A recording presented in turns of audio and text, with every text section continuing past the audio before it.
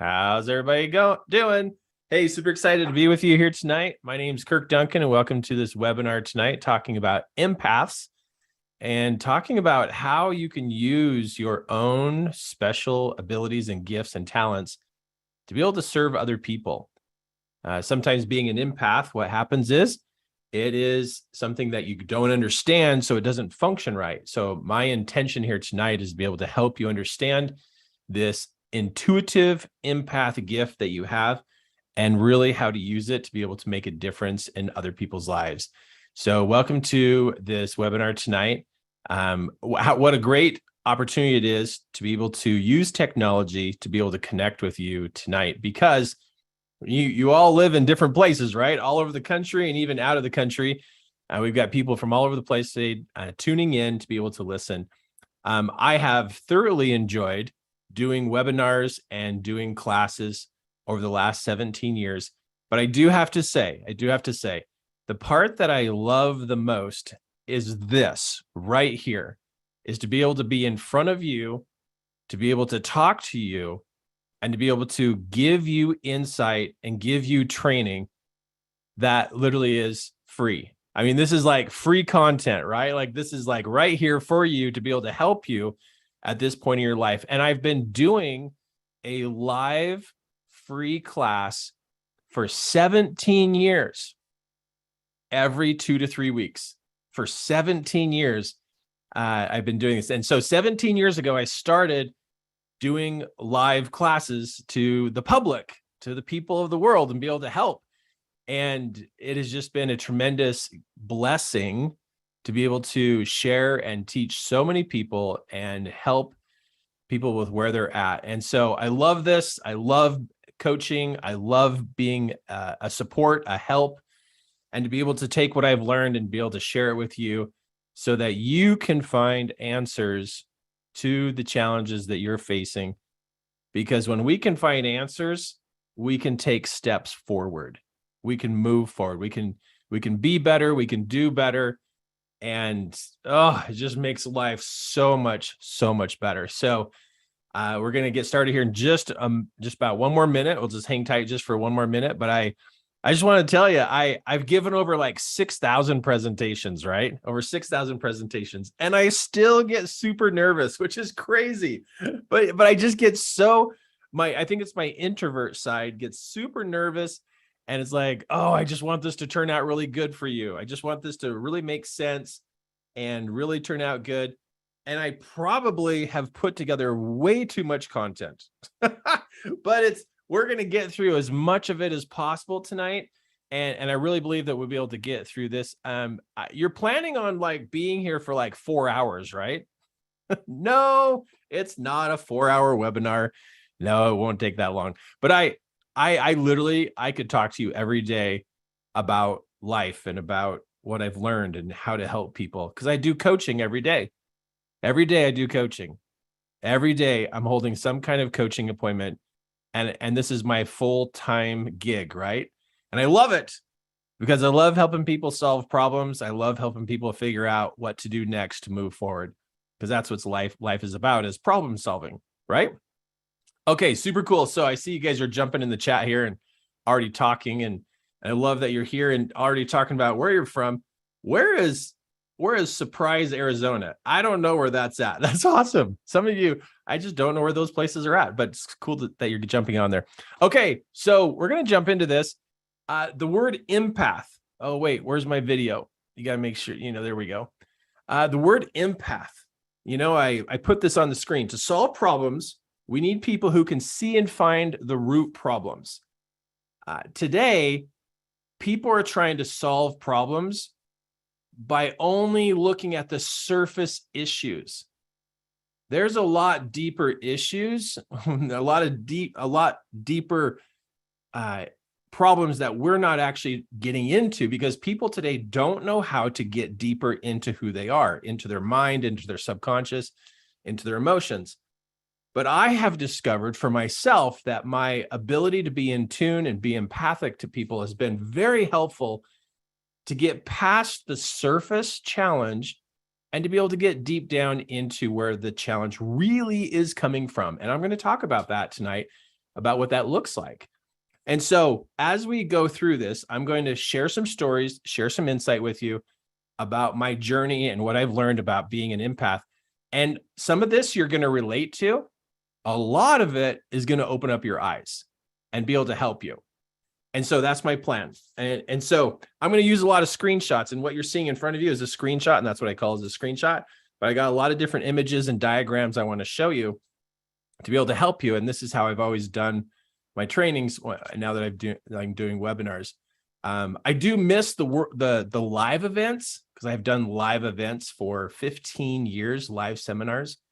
And we would do about 17 3-day webinar live events a year. I mean, it was a big deal, like 1 or 2 of those every single month for like 15 years.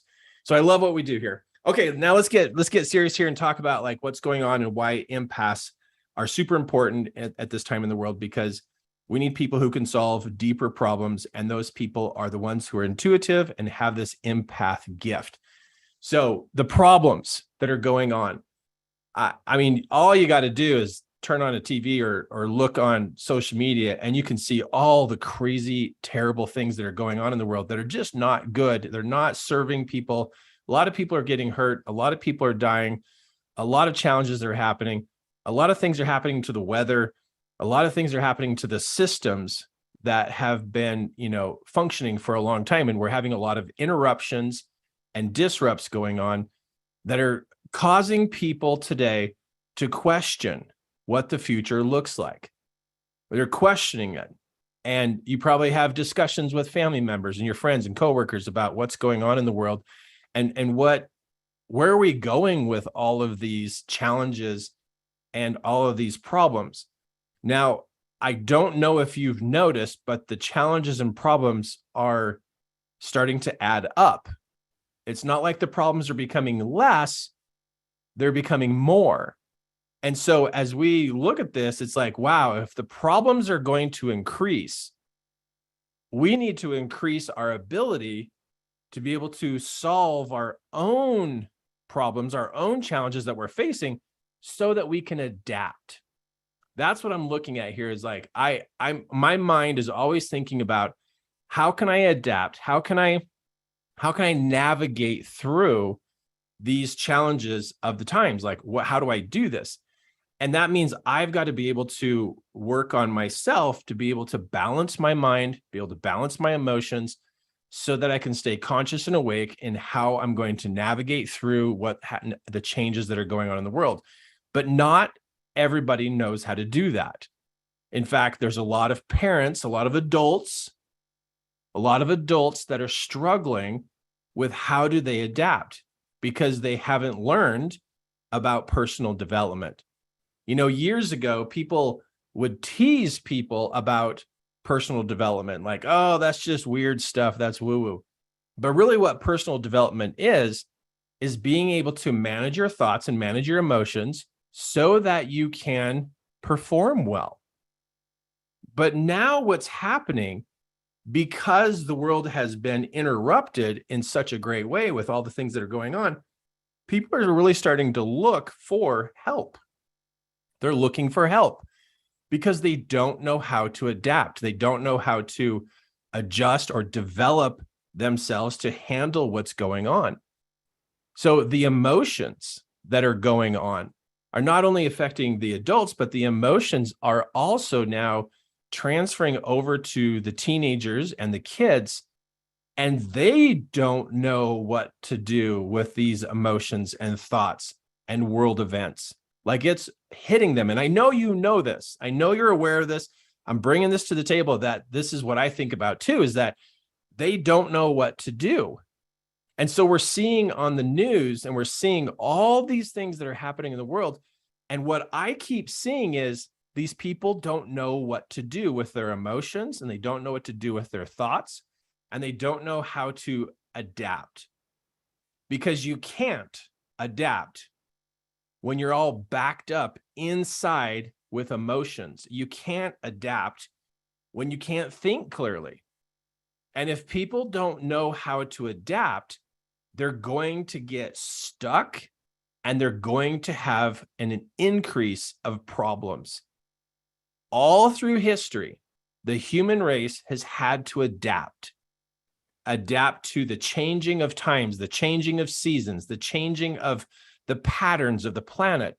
We've had to adapt. That's how we survive as a human race. And that's also how we thrive, is through adaptation.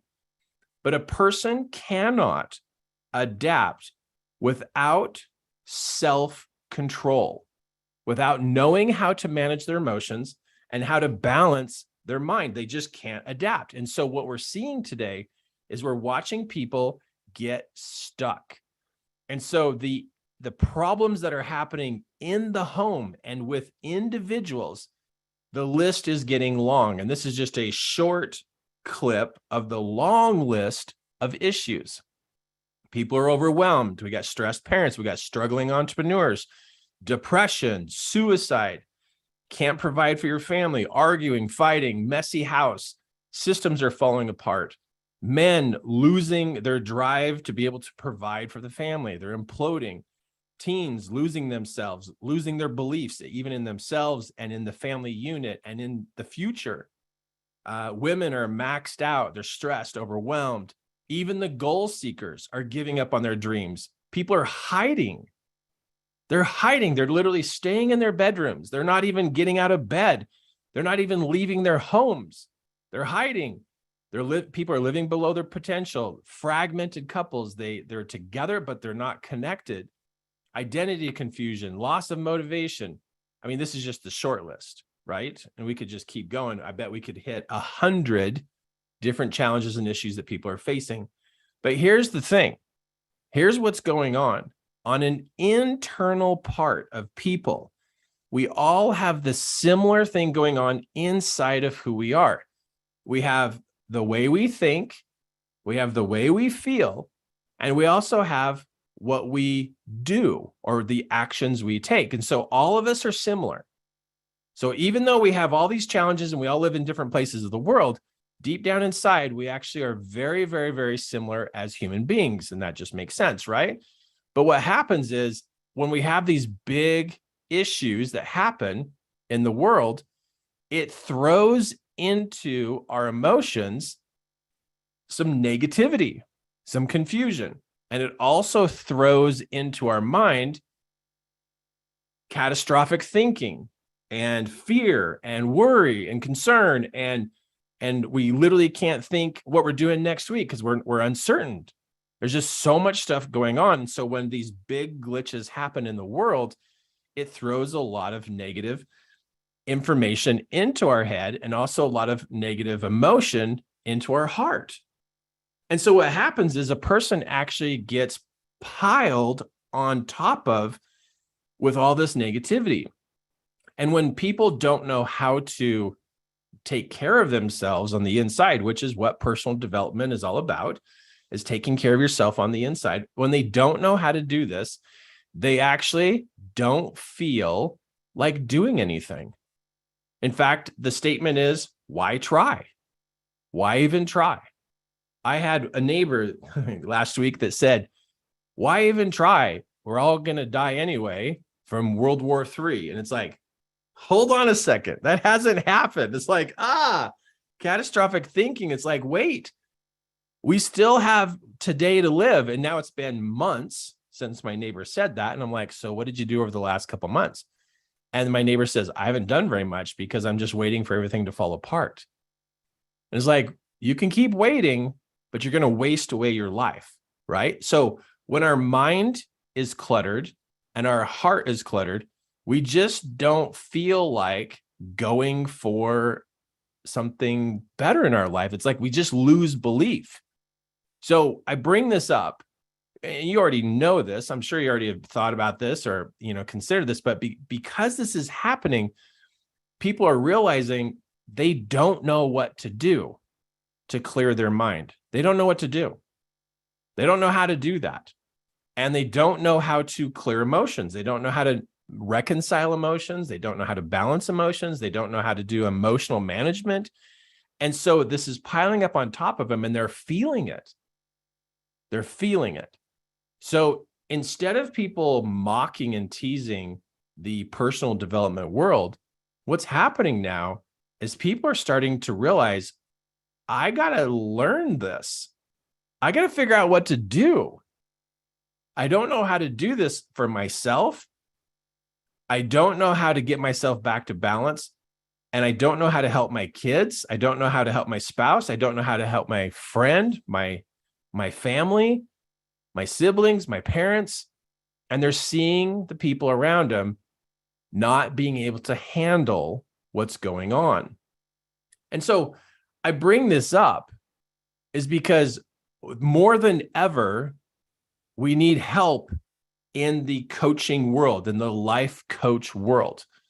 So I know I'm bringing this up pretty quick in this conversation here tonight, but I'm bringing this up because if you're on here watching me and you're listening to me, then something inside of you has spoke to you and said, or you feel like you should be a type of teacher or some type of a guide or a counselor, or maybe even a life coach. And so I'm going to be using during this conversation the term life coach. And what a life coach is a person who knows how to help people on the inside where their mind functions and inside where their emotions function, so that they can stay an active human being, that we don't lose them. We don't lose them to, lack of motivation and lack of vision and lack of hope, that we don't lose them, that we can actually coach people to be able to keep their mind active, keep their emotions balanced, so that they still will be an active participant in life and be able to keep moving forward.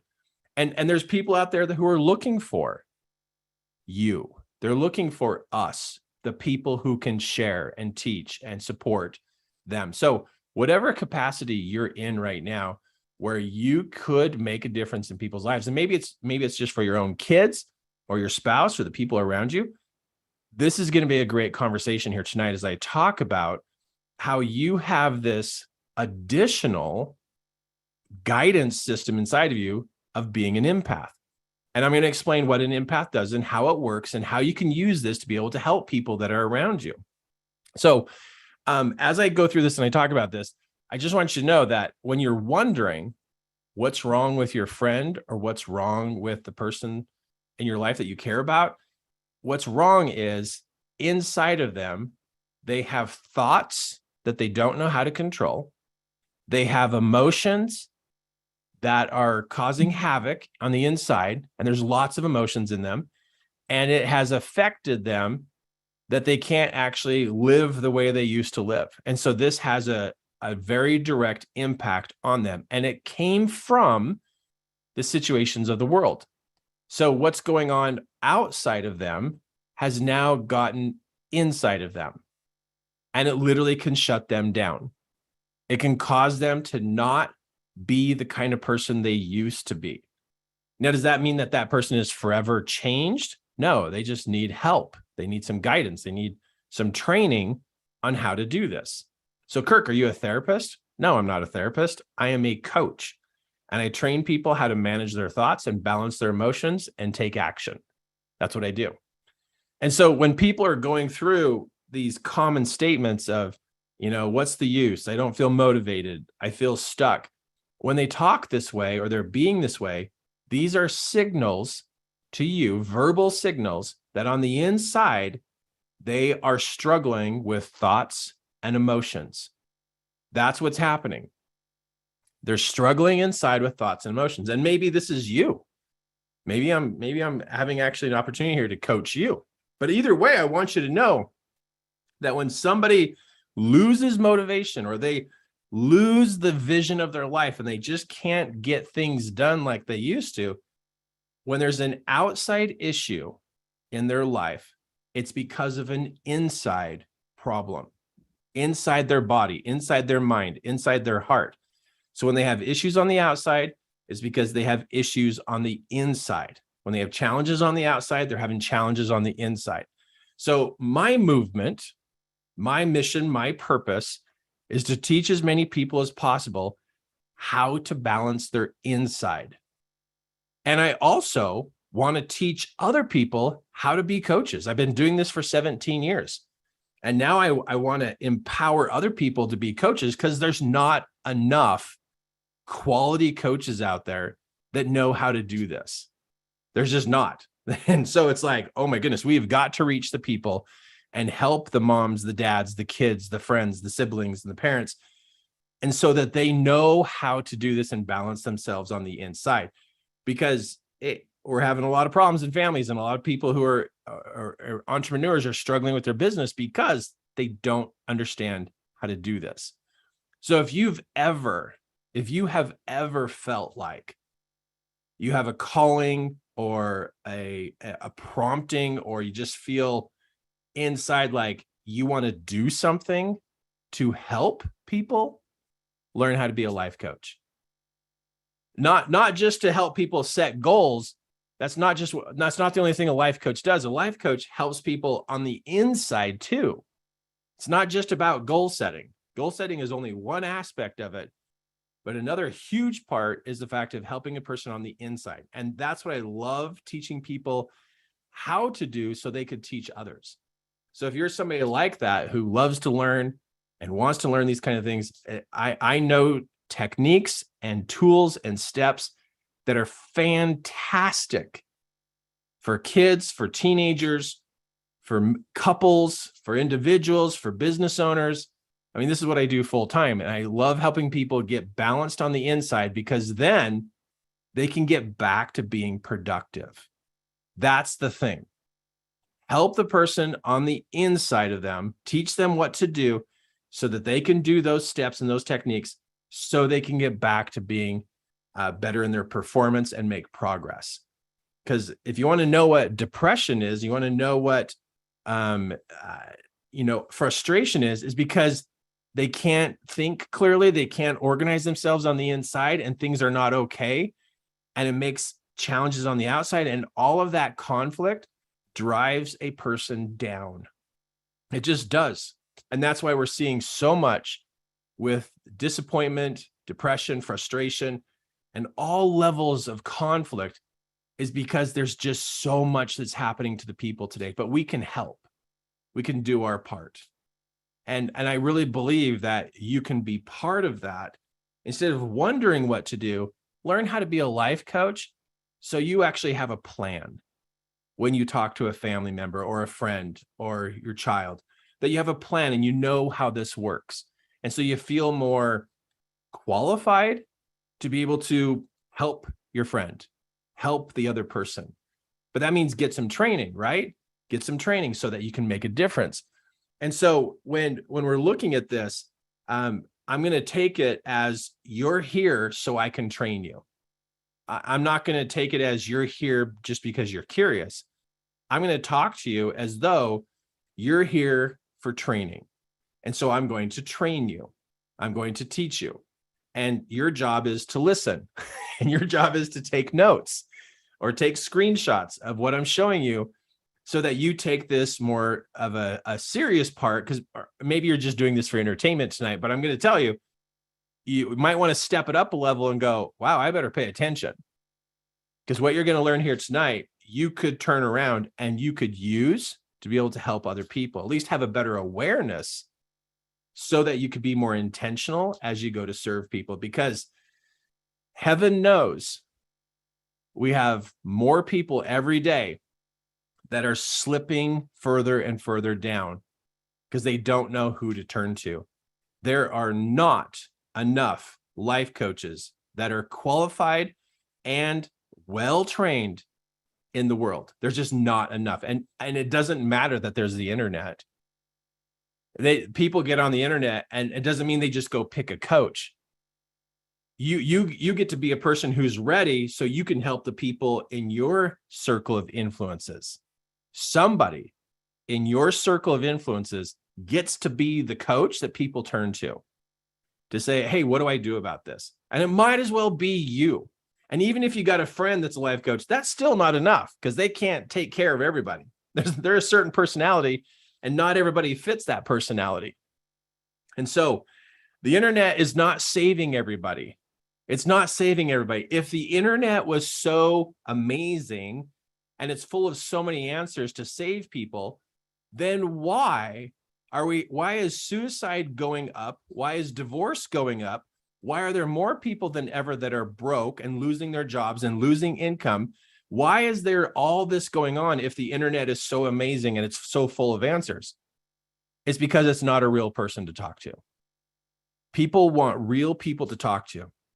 They want to talk to somebody, and that's going to be you. You are going to have somebody come to you, and they're going to say, hey, can I talk to you? I need some help. And you're going to wish you were more prepared. You will wish that you were more prepared. You're going to wish that you could actually pull the pieces together and say, oh, I know what to do. And that's probably going to be your child, your friend, your spouse, your neighbor.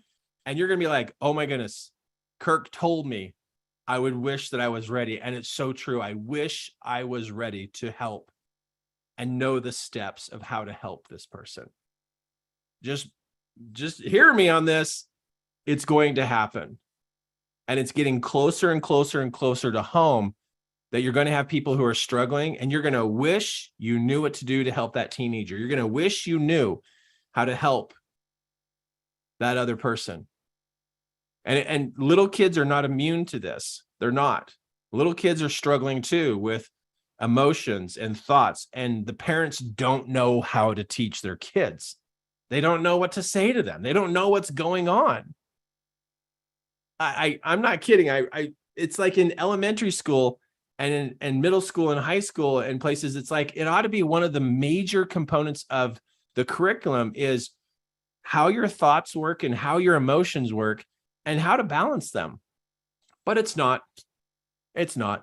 Sure, there's a class called psychology, but it ought to be just like a human being class. Like you need to learn this because you're a human being and you're going to struggle with this. So anyway, I could talk forever on this, but I just want to just point this out. Sooner or later, if it hasn't happened yet, it's going to happen to you. Somebody's going to come to you asking for help. And if you're not well trained and you don't know what to do, they're going to just have to go to somebody else. So it might as well be your turn to like learn and be more prepared. You know, you hear people talking about preparedness, and it's like, you know, why focus so much on preparedness and not focus on emotional preparedness, mental preparedness? I mean, that's super important, because if people's heads are a mess, it doesn't matter how their way they're prepared is, because they're just going to be a basket case and just mess up their family and mess things up. They're going to be in panic zone. So to me, it's as equally important to be able to be prepared to help your own family and help the people around you so that they can think straight. Because what gets us in trouble is when we can't think straight. When we're triggered by emotions, when we're triggered by events and we can't think straight, we're going to make dumb decisions that are going to be costly, and we're going to make dumb decisions that are going to hurt people. So I pick you. I pick you to be the one to learn about this work of the inside world of a human being. And there's all different levels of learning, right? There's all different levels, just like kindergarten, first grade, clear up to all kinds of high level classes. But you can at least start learning and be more intentional about this, and not just be curious, but actually be searching. What do you do when this happens? What do you teach the person? What do you have them do? Instead of having to run somewhere else to get your answer, how about you be the one that knows what to do?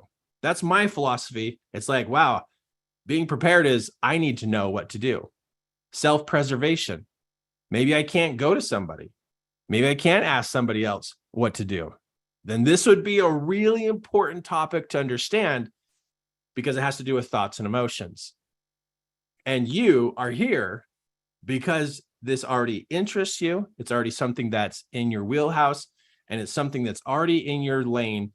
And I'm going to open up your mind even more about how this works, and especially how to use that intuitive side of you so that you can serve and help other people. So when I say this intuitive side, I'm talking about an empathic gift. What that means is you have an ability to be able to perceive people at a more accurate level than the common person. And I got more to share about this with you, but what happens is sometimes we don't understand how this works, and we sometimes shove our gifts down into the corner, which it could be something we use every single day. So your empathic gift is like in the middle of you. It's in the core of who you are. And sometimes when we put our gift off to the side and we just don't want to use it, or we think it's weird that we can be so in tune to people, when we put that to the side, we actually start to feel like we have a hole in the middle of us. Like we're feeling like empty, like we're not living our purpose, or we're not living our passion or our mission. And really what it is like we need to use our gift, our talent of being able to connect to people and understand people and work with people. I know that's what happened to me, is I was wondering why I felt so unfulfilled in my life. And I did not know that it was because I wasn't using my gift. I didn't know it even existed. But when you have a hole in the middle, there's a hole. And your gift is what fills that hole. It's what fits in there. So you have, and I'm just going to call it out, you have a particular gift and talent inside of you that is to be used to connect and understand people. And we're going to use that as the word of empath, or another word to exchange that with is to be intuitive. So the reason why we're talking right now is because there's an urgency. And the urgency is people are dropping down levels every single day because they don't know who to talk to, and they don't know what to do. And they just literally are suffering from mixed up thoughts and mixed up emotions. And it's just getting worse every single day. So what I'm asking you to do is to consider the fact that you can be the person who can jump in and help. And if you've never done this before, it's okay. I understand. It's like, what could I do? But see, the empath gift works good when we are actively engaged in helping people. It's a really interesting gift, this empath side. It works when you want to help people. When you don't want to help people, it turns off. So when you're helping people, it activates, it turns on. But when you're not helping people, it can turn off.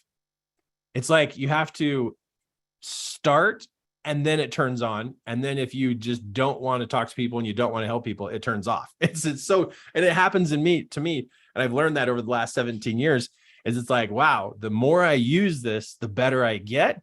But if I stop helping people and I stop talking to people, it cuts off, it turns off. But then when I start helping people again, it turns back on. And so with this inside of you, my whole purpose here tonight is to be able to help you start to believe in yourself that you actually can help others, as I go to show this to you, how this works, and this cool side of you that you can help people solve some internal challenges that they have. And so, like I was saying, my goal is, if you are a coach, you're going to learn tonight from me about what you can add to what you currently are doing as a life coach.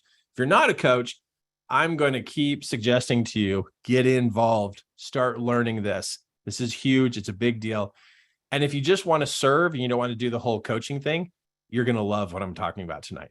So if you're a coach, not a coach, or you just want to serve, you're going to get a lot from what I'm going to talking about. Like I said, I made a lot of screenshots for tonight. Okay. So if you stay to the end, I do have a gift for those who do stay. And I have a document. It's called the 10 Brain Hacks to be able to supercharge your mind. And it's the actual steps I did that really boosted me in my performance and also my progress and my results. And so I put it together. There's 10 of them. And I wrote out in detail what to do to be able to supercharge your mind. And if you stay to the end, I'm going to send that to you. So at the end, all I got to do is click on who's here, and I take a screenshot and we send that to you. So if you're still here in the end, boom, you get that. So got a gift for you here at the end.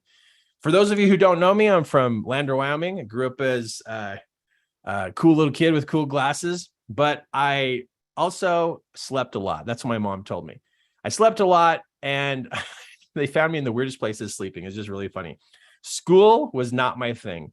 Anytime I did homework, I just did not like school. School did not like me. I did not do well in the education system.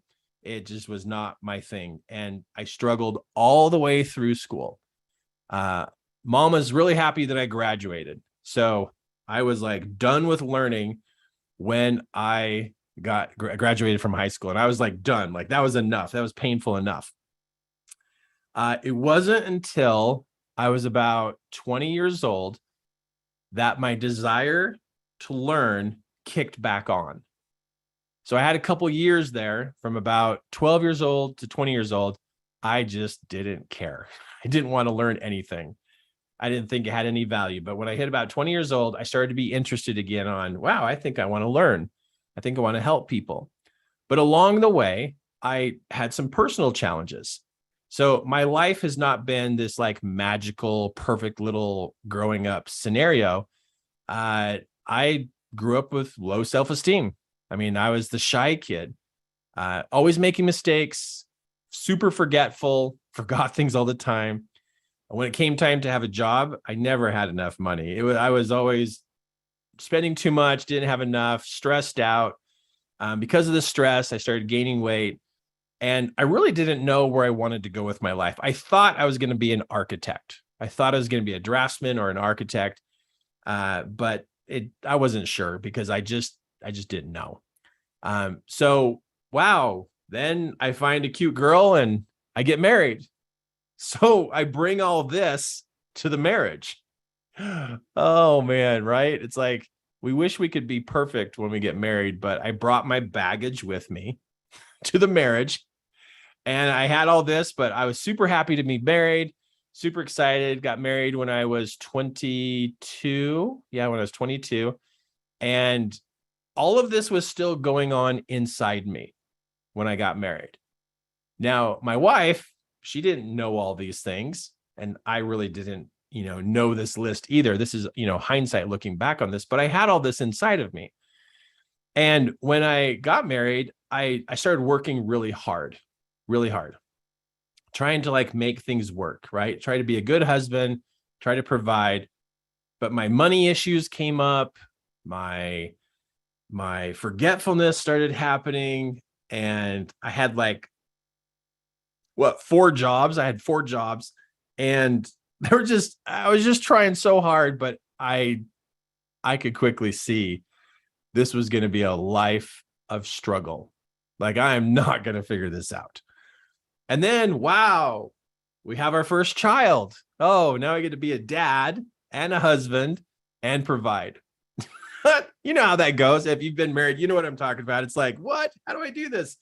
So I didn't have a career when I got married. I literally was working at warehouses.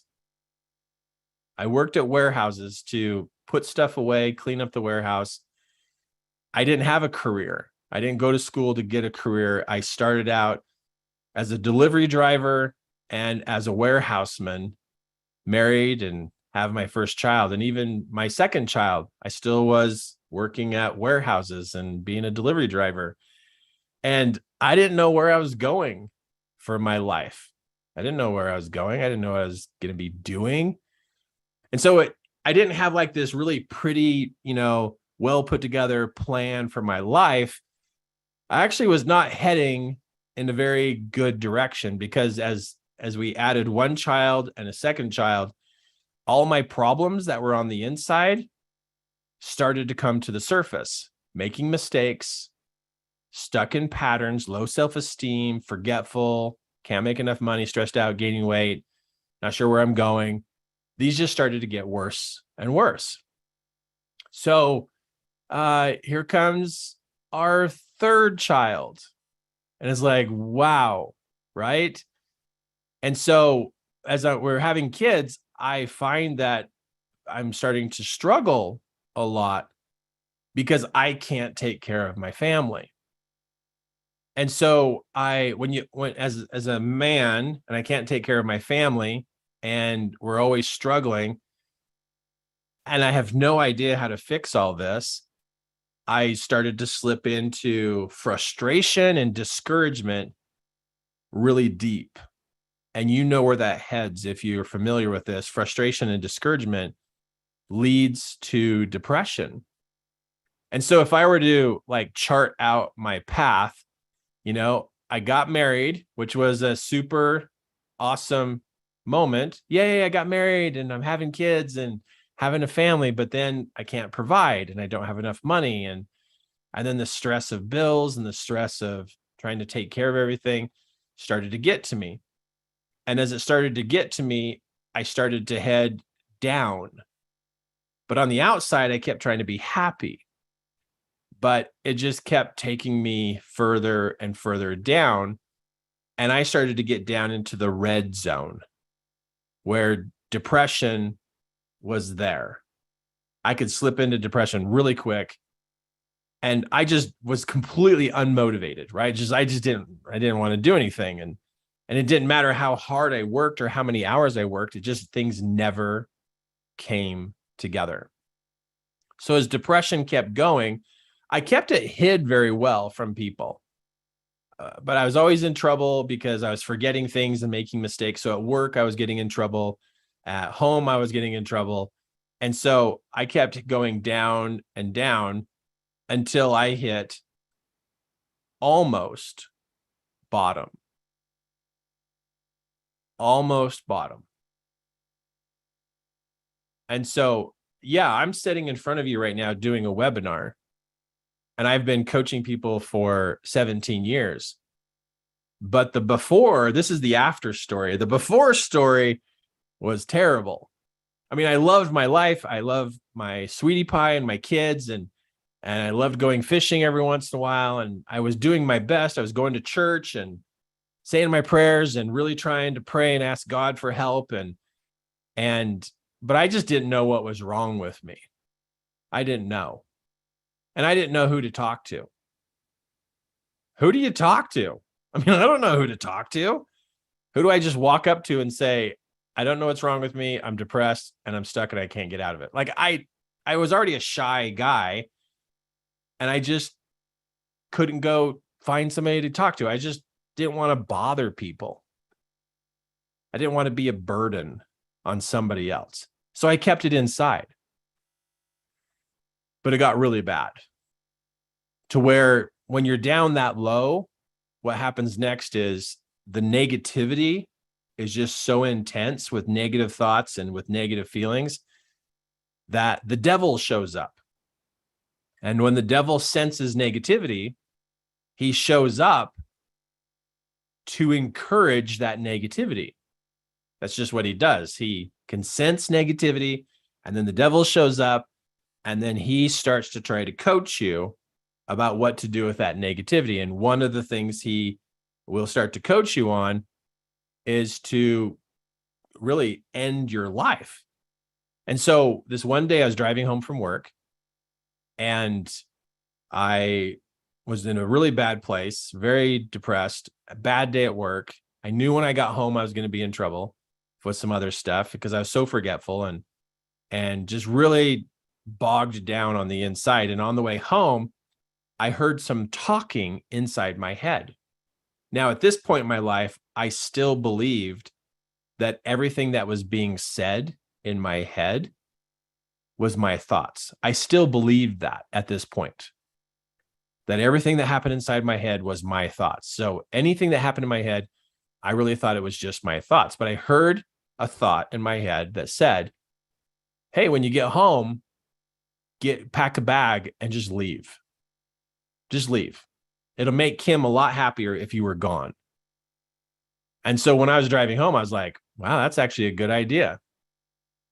And then a couple miles later down the road, I heard another thought that said, well, when you get home and you pack your bag and you're going to leave, be gone for like a couple months. Like just take a break, get away from things, be gone for a couple months. And I was like, wow, that's a great idea. So my plan was go home, pack some bags, and just be gone for a couple months. A couple miles down the road, a new thought said, hey, go home, pack your bags, leave, and never come back. And I was like, all right, that sounds great. I mean, that would just help me get away from all the stress, all the problems. And Kim can just figure it out. Her parents will help her. Somebody will help her. I'm just a jerk and I can't do anything right anyway. She'll just be happy that I'm gone. So that was my plan. But then a couple more miles down the road, the thought went to another level. And the thought was, oh, or the talking in my head was, oh, well, when you get home, what you do is you go get your gun and you go out in the garage and you make it all go away. And I was like, wow, that actually would make everything a lot better if I was permanently gone. Now, hearing me say that sounds ridiculous. But when you're in that much pain and you're in that much depression and discouragement and frustration and just really down on yourself, you're actually looking for an escape. I was looking for a way to get away from the pain, and to go home and to use a gun and shoot myself was a way to get away from the pain. So it made sense that was a good choice. I then got off the freeway. I was less than 10 minutes from home, just actually 5 minutes from home. And I had to go through some orange barrels or some construction, and I get to the stoplight, and I'm literally sitting there thinking about this going, oh, when I get home, I'm going to go and just make this all go away. And I actually felt so much relief. And I mean, even talking about it just makes my skin cringe, because it's like, I can't believe I actually believed that. But at that time, I really still believed that all the thoughts in my head were my thoughts. But they weren't, but I still thought they were. So I'm about ready to drive through the intersection, and I hear another voice. And this other voice sounded different than that thought that I was having. And I heard a voice say, Kirk, you forgot who you are. Don't forget who you are. And I was like, what? That doesn't even make sense. Who am I? My name's Kirk. But this other voice was like, no, you forgot who you are. And I was like, I don't know. I don't know what this is. And I was like, that is not me, because I could hear that was a different voice in my head. And it was just weird. It was like, what is that? So I go through the light. I'm heading home. I drive down the street. I pull into the driveway, and I'm looking at the garage. So I'm 20 steps away from the garage. It's like right there. Nobody's home. And I'm sitting there, and that thought of go get the gun, go in the garage, end your life was still playing over and over, like it was instructions of what to do. But I'm at the bottom. I'm depressed. I've been depressed for months now, and just everything was wrong. Everything I did was wrong. I'm wrong. My life is wrong. There's no way to fix this. There's no way to get out of this. And that just seemed like, wow, that's going to just relieve everything and just make all this pain go away. Just then, I hear a knock on the door on my truck. And I'm like, what in the world? I don't see anybody. So I roll down the window and I look out, and there's my son, Cameron. He's knocking on the door of the truck, and he's like, Dad, I just got home from school. Let's go inside and play Legos. Let's go. And I was like, what? I'm like, Cameron, I'm busy. He's like, Dad, come inside. Let's go. In that moment, my son interrupted the whole thought process. And still to this day, I really truly believe that God sent my son to interrupt my thought process, because I wasn't listening, and I was stuck in this thought that I'm just done, and I'm just, everything's a mess, and there's no way I can change. And here my son is pounding on the door, and then he asked me to open the door. I get out, he grabs my hand, he takes me to the front door of the house. We go inside, he dumps out the box of Legos, and he's like, Dad, get on the floor and start playing with me with Legos. And then 10 minutes later, I'm on the floor playing Legos, contemplating on what almost happened. What almost happened. And in that moment, I kind of got mad. I kind of got mad. That's like, how did that happen? How did that happen? How did I get so close? And in that moment when I'm laying on the floor playing Legos, I started to play backwards all the steps, all the scenario that led me to that point to even consider thinking that way. And as I thought about that, I thought about, oh my gosh, and then this happened, and then this happened, and then this is what I was told, and this is what I heard. And I started thinking about this. I literally, when I was laying on the floor playing with the Legos, I literally said to myself, inside my mind, I said, no wonder people choose suicide. It is a very easy path to go down. It makes sense. It totally makes sense. And in that moment, something fired up inside of me. I'm not kidding. In that moment, I had this level of understanding of what people are dealing with, like what they're struggling with. And it's like, oh my gosh, I'm even a guy that's trying hard and I'm a churchgoer. I'm trying to be a good person, but I even have this happen to me. And it's like, oh my goodness, people need to know. People need to know that the devil can get in your head. You need to know that the devil can get in your head and it will sound like your own thoughts. And I started thinking like all these things that I should start telling people. I need to help people. I need to help myself, but I need to help people. And I realized in that moment, I've got to figure this out because the devil almost got me. And it fired something up in me, laying there on the floor, playing Legos with my son, Cameron. And I'm getting all fired up about this. And this began the change. It started the process. Now, I didn't know how I was going to change things. I didn't know what it was, but I was like, something's up with me. And I started to be interested in what is my glitches? What are my issues? What's going on? And it was a long journey. Oh my goodness, the years that went by for me to figure out what is going on with Kirk Duncan. But every little step of the way, as I would try something and learn something and try something and learn something, and I'd try it again, and I kept trying to figure out how to get my head straight. And then as time went along, it was like, wait a minute, my emotions, how do I get my emotions straight? And it's like, wait, what's a subconscious? It's like, I have a subconscious? Like, I didn't even know what a subconscious was. It was like, what? What is that? And I started learning about the subconscious, and I learned about the conscious, and I learned about paradigms and beliefs and programs and the impact our environment has on us and all this conditioning and patterns and habits and moods. And it's like all this stuff. And it's like, what? And my mind starts to open up. And the more it opens up, I start to go up when I start to learn how I function. And my life starts to be different. I go to a class and I learn, and I go to another class, and now I'm like searching things and trying to figure out exactly what to do. Because as my life started to change, people started to notice. They're like, hey, what are you doing? I'm like, oh, well, I'm doing this thing and I'm tracking my thoughts. And they're like, what? Tell me about that. So then I tell people what I was doing. And then other people are asking, like, you seem happier. What are you doing? I go, oh, I'm learning how to balance my emotions. And like, how do you do that?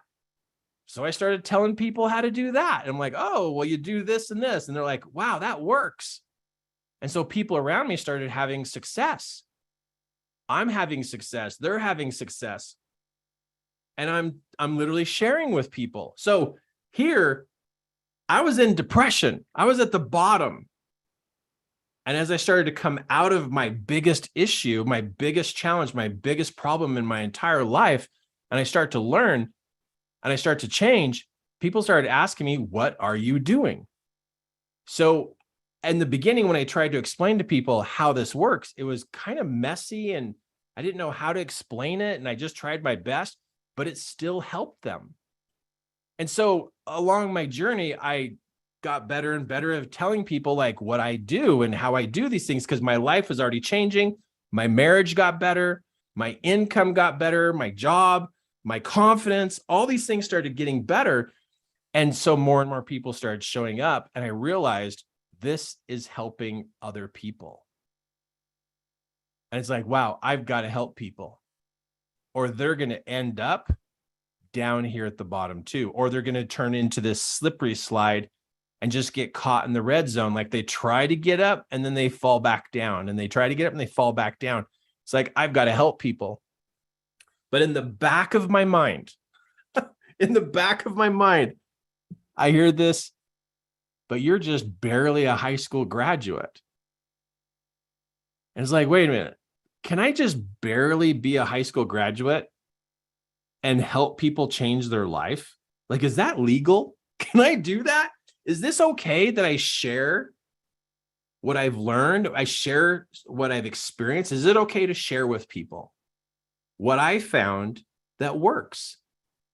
So I had this moment of like, wait a minute, I could still help people, but I'm helping them with the stuff that I'm trying to help me with. And they're doing better. I'm doing better. And it's like, wow, that person's doing great. That person's doing great. And so it's like, wait a minute, I can help people because I found something that works. And as I started to share with people, I got better and better at it. And it's like, oh my goodness, this is happening. This is happening. And I started to clear up my head and clear up my emotions and get more intentional about my action steps and started setting goals.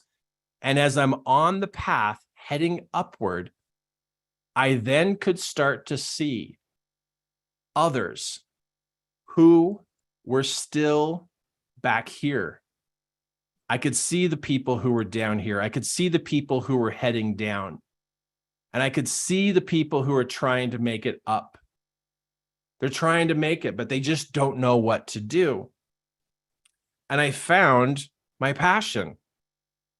It's like, figure out how thoughts work, figure out how emotions work, figure out how this works, and help people so that they can get their head straight and they can get their emotions straight. And then as I started to help people, I noticed that I could be like really in tune with them. And it's like, what is this? How come I'm different? What is this thing? How come I'm so different compared to other people? And how can I hear people differently and I could perceive them differently than everybody else that was in the room? How come I'm standing out? And I was like, whoa, this is weird. I got something weird about me, but it's really cool, but it's weird. And it's kind of woo-woo. It's like, whoa, I kind of hear things differently than other people do. And I see things differently than other people do. And I had no idea that it had to do with being an intuitive or being an empath. I had no idea. I just wanted to do better. That's all I wanted. I just wanted to do better. And so as I continued to succeed in my own personal life, a lot of people started showing up. And it was like, wow, I better be more organized. So I started to get organized. And as I started to get organized, I hired a person to help me. And then I hired another person to help me. I started, asking people to compensate me because I was taking a lot of time away from my family to go teach. And so I started asking for compensation, and they were happy to compensate me because they were getting so much more than what they were paying. And it's like, wow, maybe I could do this full time. I'm like, I really have changed my life. Maybe I could help the people who were behind me that are still struggling, or they just don't know what to do. And so the crazy part is that my very own mess became my message. That's the wild part. It's like, what? Wait a minute, I was a mess. And now I'm teaching? It's like, wow, this is so weird. It's just so weird to go, how can I have so many problems and hit the bottom, almost hit the bottom? But now I am the one up front teaching. Now, of course, there's a lot of things that happen in between there. I'm not trying to, time travel, here, but I don't have hours and hours to tell you all the details. But it's like, wow, my mess is turned into my message. The very thing I struggled with thoughts and emotions is now the thing I'm the most passionate talking about and helping people. And I've noticed that this is a very core part of every human being's life. And if I could be an empath and be able to perceive what's going on with the person, and I know about thoughts and emotions, I could be really good at this. And I could really help people solve problems in their life. with teaching them steps and techniques of what to do to be able to solve that. And so that's where I've come from, is I've begun to learn about the neural pathways of the mind and how to change thinking, which changes patterns and changes habits and changes outcomes. And it's beautiful. I mean, I fell in love with the whole excitement of watching people's lives change and really practicing being in tune with them. Because if I can teach them to do better, they can be better. But that's the thing, is people just don't know what to do. It's not something that's taught in school. It's brought up once in a while, but it's never really an emphasis.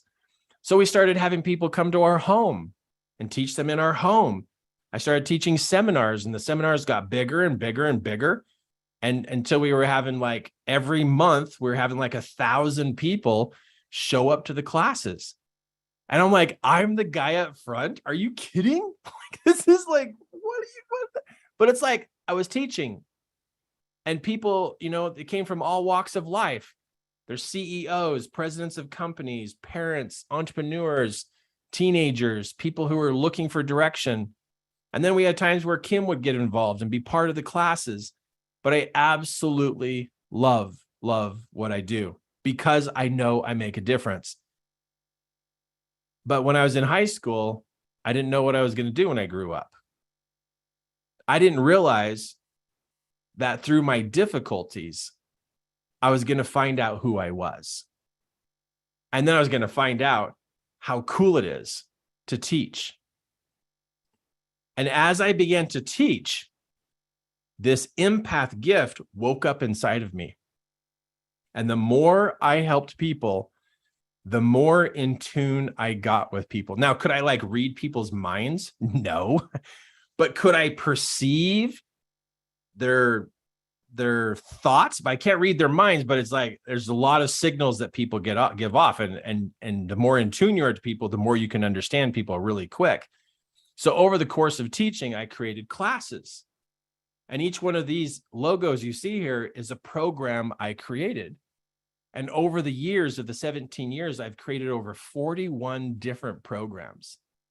I love creating classes and programs, and I would love to help you create a program, or I could give you content to teach. I mean, I just love teaching, and I'd love to help you become more intentional as you teach. And then we get to be on TV. Kim and I have been on TV like 85 times. Tons of times we've been on TV. And then here we go. We developed this structure and organization and gave it the name of 3 Key Elements, which has a story behind it.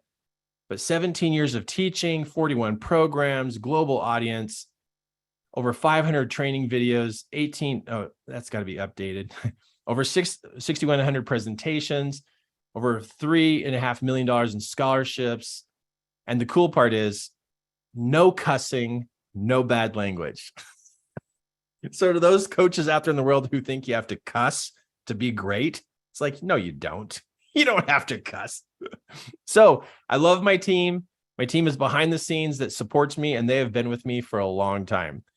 Oh, they're just great. Fantastic, fantastic. So now we're going to talk about you. I share that journey with you. So I just wasn't born into this. I didn't just like poof, and all of a sudden I like know everything and I can do all this and I'm like all perfect and amazing. No, I've had to figure this out along the way of like, how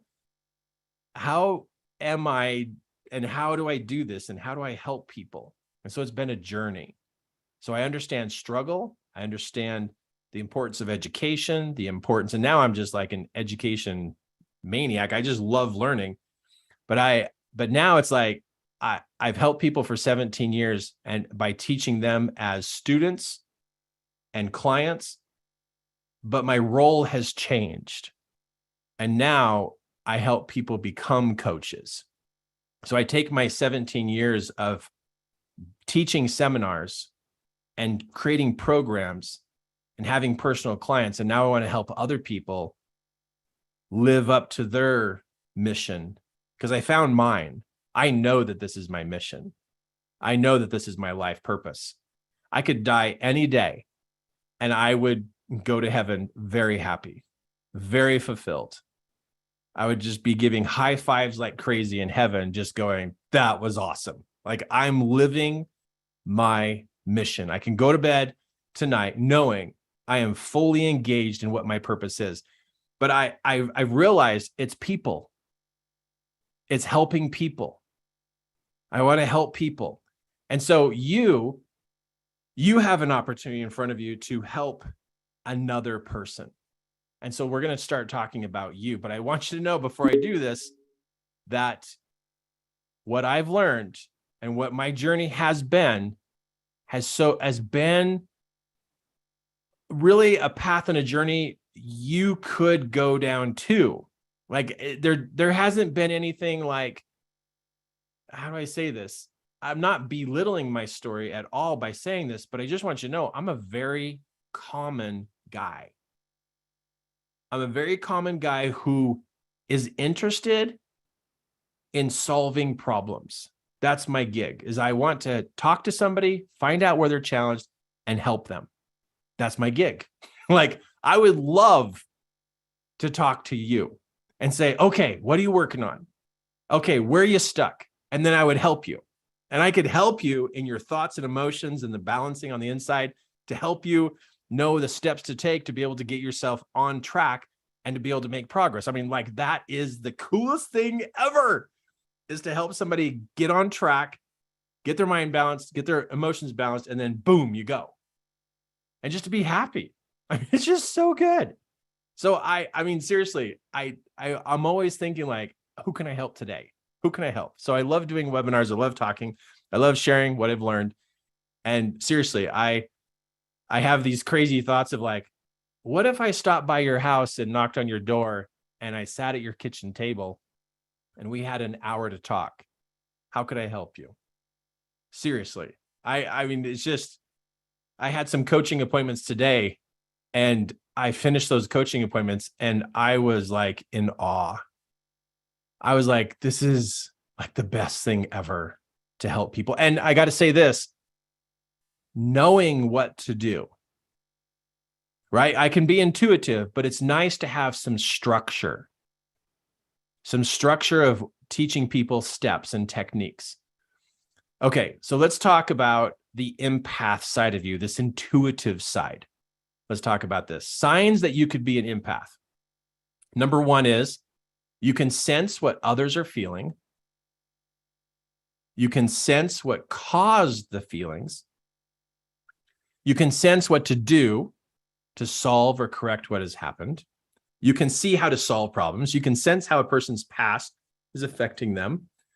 You naturally pick up on nonverbal cues, which is body language. You naturally can do that. You can kind of understand people by their movements. And number 7, you can understand people quickly and more accurately than the other people in the room. Like, you're in tune to people. Now, your empath gift can be at all different levels. Maybe your empath gift is down here. Maybe your empath gift is here. Maybe you're at a high level being an empath, but this is all the ability to tune into people and to understand them before they start talking. And then even while they're talking to you, you pick up a lot of information about them. So an empath is a person who is open to hear and receive information that people give off. Like, let me just give you an example of what this means. Every person has personal space. You have personal space. I have personal space. It's like a circle around us, like a sphere. It's like we're in a bubble. And inside this bubble are all your thoughts and your emotions. I don't know if you know this or not, but your thoughts and emotions don't stay under your skin. And your thoughts don't just stay inside your head. Your skull does not quarantine your thoughts. It doesn't. Your thoughts come out of your head and your emotions come out of your body. I know it's weird, but it's so true. So what you think and what you feel comes out of your body, and then it fills up your personal space. And that feeling in your space of your thoughts and emotions is called your mood. That's what a mood is. Your mood is the feeling that's around you that comes from the thoughts and feelings inside you. And you know how when you can get close to somebody, let me just put a person on here. So let's say this is you, and you walk into the room and you get close to somebody. As you get close, you can sense the person's mood, right? It's so crazy, but it's so wild. You can actually sense their mood. And it's because their thoughts and their emotions that are inside their body come out of their body through vibrational waves. And so the closer you get to the person, the stronger you feel their mood. Another name you can give that is their attitude. Attitude or mood is the vibration coming from somebody that comes from inside of them. So let me just go through this right here. Thoughts and emotions, memories, intelligence is information. Information doesn't just sit in your head. Information travels from the inside of us to the outside. Information is always traveling between people. Information is constantly being exchanged. You can't stop this from happening. You can learn how to tune into it. So what I mean by that is, let's say this is you, and this is another person. They have their personal space. You have your personal space. So you have a sense ability to be able to pick up on the information, which is thoughts and emotions of another person, because those thoughts and emotions come out of the person, fill up their personal space, and then those thoughts and emotions also come out of them and are literally traveling from the person. It's like the brain transmits our thoughts and emotions. That's always transmitting. Just like this little symbol right here is that the brain is always transmitting thoughts and emotions, which means sending out a signal. So every person sends out signals of what's going on inside them, thoughts and emotions. So that information travels from the person. And if you are in tune, that information can come in so that you can actually tune in to that person. You're not going over to reach inside their world to tune in. Everybody's already projecting information.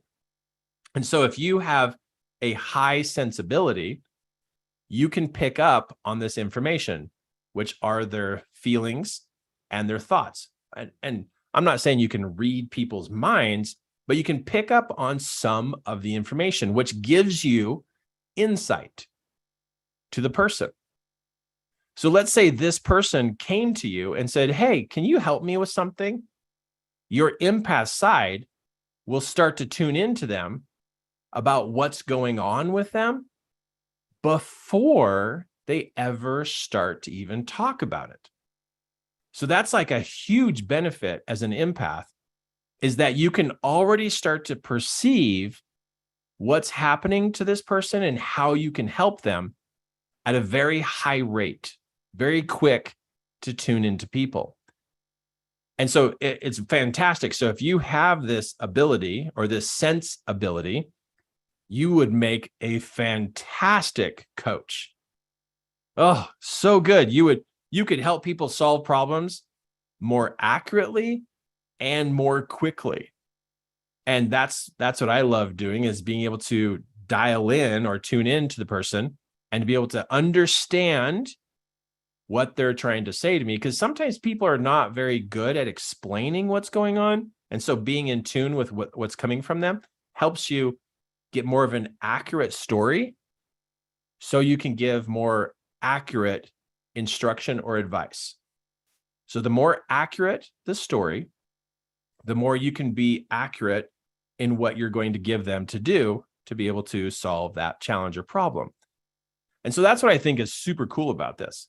And so just to kind of give you a bigger image here, when I say that people give off information, you can pick, excuse me, you can pick up on information from people from the words that they use, thoughts, the tone of their voice, their energy, their body language, and their overall behaviors. And so as an empath, the more you tune in on these different forms of information coming to you, the more accurately you can tune into people and help them. That's the thing, is like, the more in tune you are with people, the more accurate you are with your advice and your instruction of helping them solve their challenge.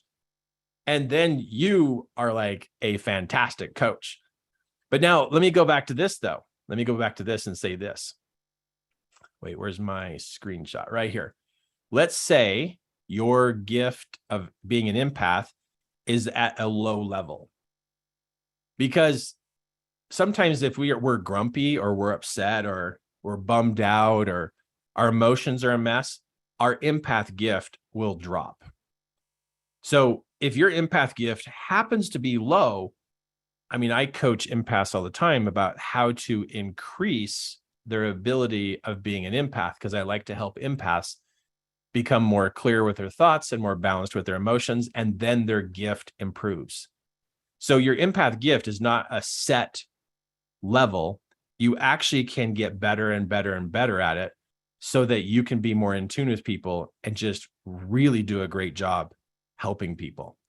And that's why I say, you guys, this is why I say at the very beginning, let me just scroll back here, is that's why I say to solve problems, we need people who can see and find the root problems. And that's you. So I'm like calling upon all empaths to step into the world of coaching, because we need that level of gift of being an empath to be able to perceive what's going on with people and to be able to help them more quickly and more accurately as we go to coach them.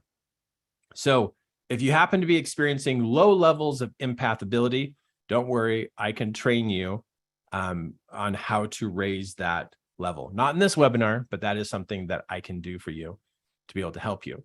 Now, you hear me talking about root levels. Let me just explain that here. So here's what everybody else does. I have something right here I got to delete. There we go. This is the common person. A common person will see the attitudes and mood and actions of a person. And then you can also see the results that come from the attitude, mood, and actions of the person. Now, most people believe that their results come from their attitude and actions and their mood. In fact, you'll even hear people say, if you had a better attitude, things would turn out better for you, right? You've heard people say that before about your attitude. Or you'll hear people say, you just need to work harder, like take more action, and you'll get better results. So you'll see that it's very common for people to use this as a way of determining how to improve your results in your marriage, in your business, in your personal life, and your connection to God, your connection with other people, that people really focus on only giving advice about actions, attitude, and mood. And they say you should improve each one of these. But as an empath, you can see below the surface. This is the surface. What's below the surface of a tree? There's roots. But not everybody looks below the surface. In fact, rarely do people ever look below the surface to find the root cause of small results or small progress or problems. They rarely look below the surface. So let me just say this. Out of 10 people, one person out of 10 will look below the surface. And most likely, that one person is an empath. Because everybody else is trying to solve what's going on. They want big results or better results, but they have small results. And they're trying to work harder. They're trying to change their actions. They're trying to change their attitude, change their mood. And they think this is going to make the changes. But we all know that the fruit comes from the roots. So if I pull this back and we start to do a deeper dive here, underneath the surface are habits and thoughts and patterns and emotions and experiences and paradigms and beliefs and memories. All of this is going on underneath the surface. And empaths are natural at being able to see this. They're natural at it. If they are an active empath, if you have low empath abilities, you're not able to see deeper into the roots of people, of what's really affecting them. But if you are on the middle or high end of your empath ability, you then have an ability to see below the surface. And this is what I love teaching empaths how to do, is how to look in the roots to find the real issue. Where is the real glitch? It's not up here on the surface. It's not. It's not there. And so what happens is people try to solve their life with surface changes. And that's why so many people can't change. That's why so many people are still struggling, is because they're trying to solve their problems from a surface point of view. And it's just not going to happen. And so as we look at this, it just makes sense, doesn't it? It just makes sense that we ought to, go, wow, maybe I should learn about how to do this. And that's what I love teaching people how to do, is how to look below the surface to see what is really going on. Because if you've ever tried to change, if you've ever tried to fix something in your life and it's not changing, it's because you're trying to fix it from a surface point of view. You're trying to change just your actions or just your attitude. And you're trying to go from small results to better results, and it's not working. And maybe it works for a day or two, but then it doesn't really change. You just end up going back to what you currently were doing before. And the reason why you go back is because it is the roots of who you are that controls who you are. This down here is the subconscious. This up here is the conscious. In your head, in your mind, there's a consciousness and a subconscious. And deep in your subconscious is what controls your outcome. And empaths who learn how to do this are really good at finding subconscious glitches of what's not working. And so then as a coach, you can then find what's not working and then teach them a technique or teach them steps about how to change that. Because if once you change it at a root level, it now changes it at a surface level permanently. Permanently. And to me, that's what it gets exciting, is permanent change. Like to be able to change a bad habit permanently, or to be able to change your relationship with money. Like a lot of people have struggles with money. And it's because in their roots of who they are, they have some bad memories and bad experiences with money. And those bad experiences with money keep affecting them so that they keep having current day issues with money. But it's not a surface thing. It's a root thing. For example, I know a person who has tried a job, then they switched jobs thinking it was the job. And then they tried another job, and then another job, and another job, and another job, trying to make enough money to be able to take care of their family. And I shared with the individual, I said, hey, it's not a surface issue. You have to do root work. You have to get into your roots about money. And they're like, no, I'm going to just switch jobs. This will change everything. And it didn't. They still struggle with money. And they keep asking me, they go, what did you do? And I said, I worked on my root issues with money. That's what I did. I worked on my root issues. And there's a step-by-step process to use the techniques to change your root issues about money. And when you can change it in the roots, then the fruit changes, the results.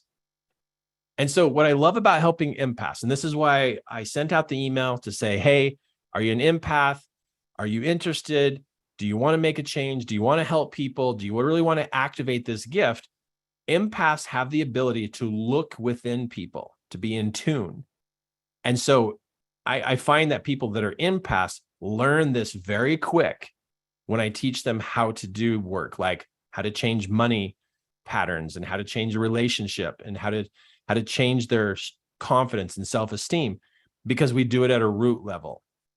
And so empaths learn this very quickly, where a common person kind of has a struggle with this because they're like, what? I don't know how this works. So that's why I love talking to empaths like you, because there's such great work and progress that can happen because we can work on where it's really coming from and not just working on it from a surface issue.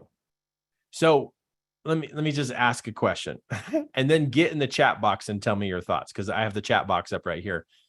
But I want to know, does this make sense? I just want to know, because I've never really explained it the way I just now explained it. So I'm kind of testing out a new thing.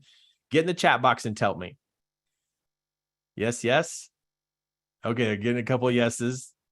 And if it just sounds dumb, tell me it sounds dumb. But if it makes sense, then give me the yes. Okay. Okay. Cool. Yes, yes, yes. You never sound dumb. Who said that? Oh, thanks, Deb. Okay. All right, cool. I just want to make sure it makes sense, because to me, it's something that, okay, good. All right. Thanks, everybody, for your comments. It just makes sense that once you start to learn where our real results come from, which means in the root system of who we are, when you learn that that's where it really comes from, doesn't it just make sense that you'd want to get good at that? Like how to change that. It's like, if you don't like what you're getting and you wish it was better, if you keep trying to work on the surface, it's exhausting. It's just, things don't change. They just don't change. They change because you get into the roots. And you being an empath, you could learn that very well and very quickly in how that works. And so that part, I just love that. And so I'm glad that made sense to you. I'm glad it makes sense in the way that I explained it. So very cool. Now, as you go to dive into the life coach world, I just want to give you a heads up that don't try to dive in too deep, right? Like go too big, too fast. What you want to do is you want to learn a little, practice it. Learn a little bit more, practice it. So make sure you write this down. To become a great coach, it means that I'm practicing coaching. To become a great coach, it means that I'm practicing coaching, which means you're actually talking to people, trying to help people, trying to help them. Because what happens is people will get very, very, very caught up into the whole process. Let me just scroll up here to a screenshot. People will get very caught up into information, like learn. And then they have a head full of smarts, which they're not using. So when I say practice, that means you talk to somebody and you attempt to help them.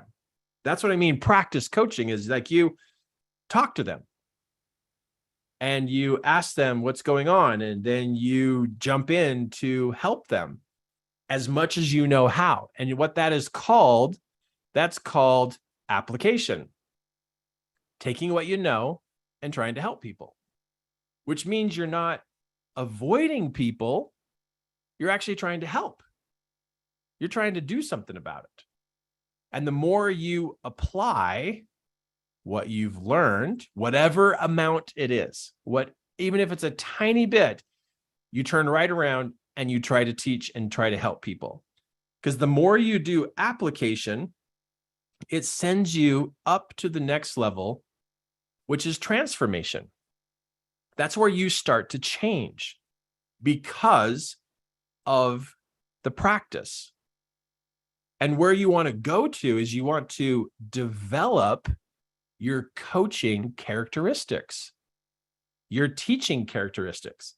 So you don't have to have it all put together before you start to help people. You can take what you know in whatever amount it is, but you got to get into the application of using what you know to help people. Whatever it is, whatever wisdom, whatever advice, but to give yourself credit for what you know, and then look for people that you could help with what you know so far. But this is the part that people tend to mess up on. They think, oh, I have to know everything first. And so application doesn't really happen. And so you know what that means? Transformation doesn't happen either. So then the person just stays an information junkie. Learn. And now I'm not saying that you are an information junkie. I'm not saying that about you, but I am kind of poking at you saying, if you're jumping on these webinars just to soak up the information, but you're not helping anybody, you're an information junkie. You are. Let's just call it out. You're an information. Oh, I got a raise of hand on that. Someone raised their hand on that one. It's like, yep, you got me, Kirk. And so you're just like learning because you think you have to have it all together before you actually help people. Now, I'm going to go back to my story and let me just show you on my story. Whoa, it's way back here. Okay, let me go back to my story. When did I start helping people? Right here. I was still coming out of my mess. This is where I was helping people. I wasn't clear up here, like, okay, I got to be all that and then some, and I have to have a fancy website and I have to have a fancy business card and I have to. I was down here because I knew how crappy this is. And I knew that people were heading into the crap zone, the red zone. I knew it. Because now that I was coming out of it, it was like, oh man, other people are going into this zone too, and they're going to hate it. So I wanted to help people avoid dropping down into the red zone. So in my very raw form, I started helping people so that people could scoot across. They could scoot across. They could go like this way. They could go zoom, and they could scoot across and then work their way up so that they wouldn't have to fall down into this danger zone. I wanted to help people because I knew that they were heading down. And just so you know, there are tens and tens and tens of thousands of people out there in the world right now that are heading down into the red zone. They're heading down. And maybe you're right here. Maybe you're right here and you've been in your red zone, but maybe you're coming out of something. You know something. You've had struggles. You've had difficulties. You've had things happen to you. You could turn around and help this person be able to shortcut across this so that they don't have to go down here. And you want to know what I heard somebody tell me one day? I was shocked. I had somebody tell me, Kirk, you have to let people just completely hit bottom because it's good for them. I'm like, what? You would let your child fall off a cliff and break their leg because that was good for them? And they're like, oh, I would never do that. Then why would you ever let somebody fall down into the pit or they could face suicide. Why would you ever let that happen? And they're like, oh, I never even thought about it that way. And it's like, I know a lot of people think that, like, oh, we should just let people struggle. And it's like, are you serious? Some people get down here and they can never get out. They're stuck. I don't think that's fair. I wish somebody would have jumped in and saved me and helped me. It was hell. It was hell. I don't think we should let everybody go down to hell just so they know where it is. It's like, you don't need to go down there. It's like, hey, let's cut you across. Let's like, boom, let's move you across. Let's get you across here so you can start working your way back up. I don't know. I just don't agree with let people break a leg and let people almost commit suicide just so that they can have their experience. It's like, no. But Kirk, you learned so much. And it's like, I could have learned a lot too, just right here. The rest of this was unnecessary. This was unnecessary. I could have hit the red zone. I had plenty of experience once I hit the red zone, and it would have been fine for me to cut across. I did not need to do this face the devil experience. I did not need to do that. That was crap. That was terrible. And I don't want anybody else to have to do that because the devil might win. And how many times is the devil winning? How many times is the devil winning every single day? You want to let your friend go down into the devil zone and take a chance that they might come back? No. If they get into the gray zone, we say something. We say something. We do something. We do something about that. And they're in the gray zone. It's like, oh, you're struggling? Man, you've got to do this. You've got to do this. And you're teaching what you know to keep them in the gray zone, not the red zone. And then you teach them what to do to take those steps so that they can scoot over here and start coming back out of it. We do not have to let people go down into the red zone and face the devil because there's way too many people who are not coming back. And I got too many friends that happened to. Too many friends. And they didn't come back. And I didn't know what to do back then. I didn't know what to do. But I do now. And so I'm not letting people go into the red zone. If I know about it, they're not going into the red zone. And I hope you're that same way. Let's keep people out of the red zone because that's where the devil just attacks people. It's vicious. And he's very skilled and he will take people out. He will destroy them if they get down there. It's terrible. So let's keep people in the gray zone. Let's stop it in the gray zone. Let's get them across with whatever advice you have so far, but jump in and help. Give advice. Help. Open your mouth. Open your mouth so that you can just share whatever you know so far. Because whatever you have is enough. It seriously is enough to be able to make a difference in somebody's life.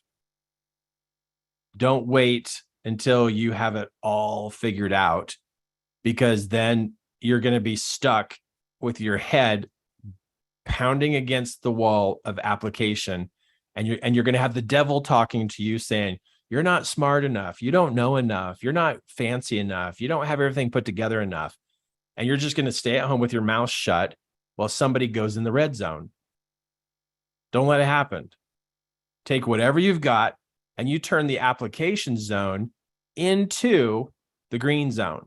It's like, boom, I'm in it, Kirk. I'm in it. That's what I want to know. In fact, in the chat box, I want you to get in there and tell me, are you in this? Are you giving advice? Are you helping people? Are you trying to help your family, your friends? Are you the mouth of reason? And if you have done it, even at the little bit, get in the chat box and tell me that you're in it, because you got to be in the application zone or you're going to suffer. You're going to suffer. I don't know if you know this, but let me just see if I can find that slide really quick. But it's a big deal about being able to talk and share what it is that you know, because if you don't share what you know, you can actually head into depression. So empaths that don't use their gift will personally struggle. And this is what you want to pay attention to. Inspiration without expression leads to depression. Inspiration that you're receiving about how to help people, and you don't talk about it, you don't share it, you don't do anything with it, it's going to weigh on you. And when it weighs on you, it gets heavy.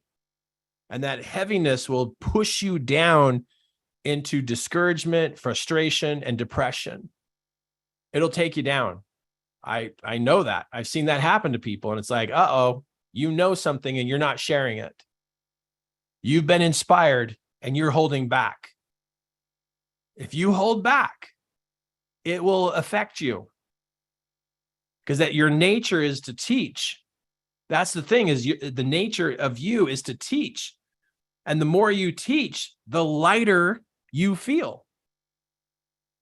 That's the thing, is if you were more actively engaged in teaching and helping and giving advice and trying to help people, you would feel lighter. Not that everybody listens to our advice, but at least we're looking for the opportunity to serve and help. And seriously, the thing that has saved my life is teaching. Because I'm always expressing myself. It keeps me light. It keeps my inspiration flowing. And it keeps me away from the heaviness that can happen, that can take you down to depression. Wow, right? Yeah, so be conscious of that. I just saw your name, and I just saw your name fly by about your comment about you doing this. And if you are hiding, I see a couple of you saying, "Yep, I'm hiding, Kirk." What's happening to you is that there's a voice inside your head that's trying to tell you you can't start until you have it all together. You can get on your phone and you can text people and say, "Hey, what's going on? How are you?" And when they're like, "Yeah, I'm doing pretty good," it's like, "Oh, how's the family? How's the kids? How's this? How's this? How's this?" And then they go, "Oh yeah, this is kind of tough." "Oh, really? What's going on? Maybe I can help you." You get interested in people's lives. You get interested in the details of their life, and you look for the problem. Everyone has problems. Everyone has a problem. They like to really hide it, though. They're really good at hiding it. That's why you have to go looking for it. But just know everybody has a hurt. They have sadness. They have a challenge. They have a struggle that they're dealing with. And they have a relationship that's not okay.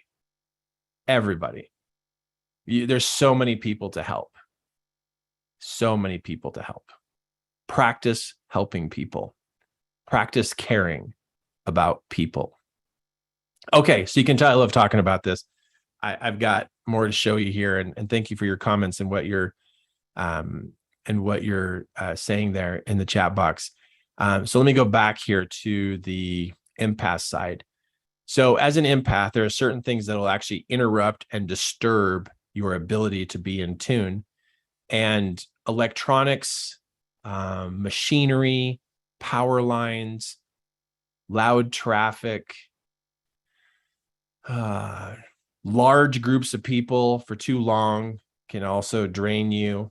Your cell phone can drain you. The TV will drain you. The vacuum will drain you. So anything electronic or motors or those kind of things, that can get to you after a while. So to recharge, you need some outdoor time. You need some sunshine and you need some earth. So just remember, you need some sky and some earth. So heaven and earth, that's an easy way to say that. So for you to recharge, you need your feet on the ground and you need to be outside. And so just being outside in the outside air, in the sunshine or the rain or the snow. And if you can walk on dirt or grass, that helps in your recovery. It helps in your recharging of who you are, so that your gift of being an empath to serve people can play at a higher level. There's an X on this person, because having arguments with people can also drain you, because you're more about relationships, connection, fluidity, balance. And so when you have a difficult situation with somebody, that can be difficult. And so that's why it's good to have a good relationship with nature and to be able to have some earth time and some outdoor sky time and some heaven time. It really helps me to be able to do that.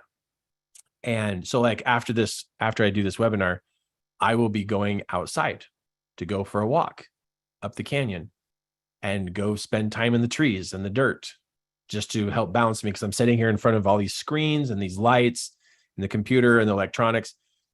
And there's a lot of attention here. And so I need to, after I'm done, I'll go for a walk to be able to balance myself before I go to sleep. So I wanted to bring this up so that you have, some insight that you do need to take care of yourself, or you can fall out of balance just with all the electronic stuff and power lines and busy traffic and all the stuff going on. Take care of yourself, because you'll do better and your gift will be at a higher level when you're aware of these things. And if you ever feel drained, walk away from things just for 10 minutes and just take a moment to breathe. And if you can, step out on the front porch or the back porch just to remove yourself from the house energy. The house with the paint, the sheetrock, the furnace, the air conditioner, the washer, the dryer, the dishwashing machine, the refrigerator, the lights, electricity, the plumbing, all of that has an effect on you. And it can lower your ability to be in tune. And so get outside for just 10 minutes and you can feel your energy start to come back. So throughout the day, I take 4 or 5 10-minute breaks. I'll just go outside just because I do better when my energy is at a nice calm level. I can be more in tune with people. Another big deal is how you manage your personal space with boundaries with people. People today are really quick to tap into your energy, because then they can suck energy off of you because you literally are an energy source, because you're so in tune and you have such a high level of intuition, you become an energy source. But people who tap into you can actually drain you, and you can feel depleted because these people all have a piece of you. And so part of setting up some safety boundaries for you is to be able to allow people to be connected to you, but not allow them to drain you. You can love them, but not give away your soul. And that'll take some practice of like, hey, I love you, but you're not going to take my energy. You get to learn how to build your own energy. Another part about creating boundaries is that other people's information has a tendency to get into your personal space, and it will naturally draw in, because that's your empath side that's wanting to know about this person. But what happens is if their information comes to you and it stays inside your personal space, it clogs and blocks your ability to be in tune. Because now you have all this other people information, you actually can lose yourself. Because now you're trying to figure out who you are, but you have all these other people's information inside your space. And your brain is going to think that this is all you. And it actually can confuse you. And you can actually feel very lost and confused about who you are and where you're going with your life. So this is something I learned that was hurting me, is that I wanted to be in tune to people and I wanted to have their information so I could help them, but I was letting their information come in too far. And it was plugging up my personal space. And so I would lose who I am.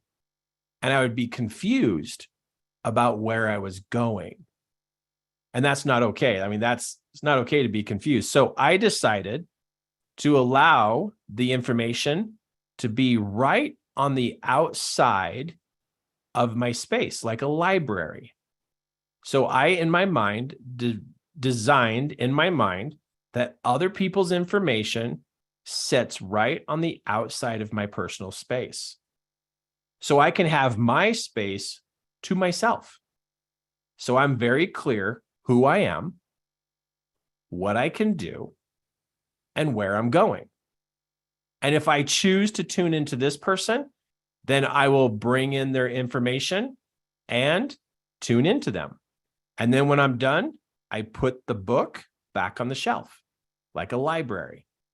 That way, my personal space stays nice and clear. And then that way, I can tune into people very quickly, and other people can't drain me.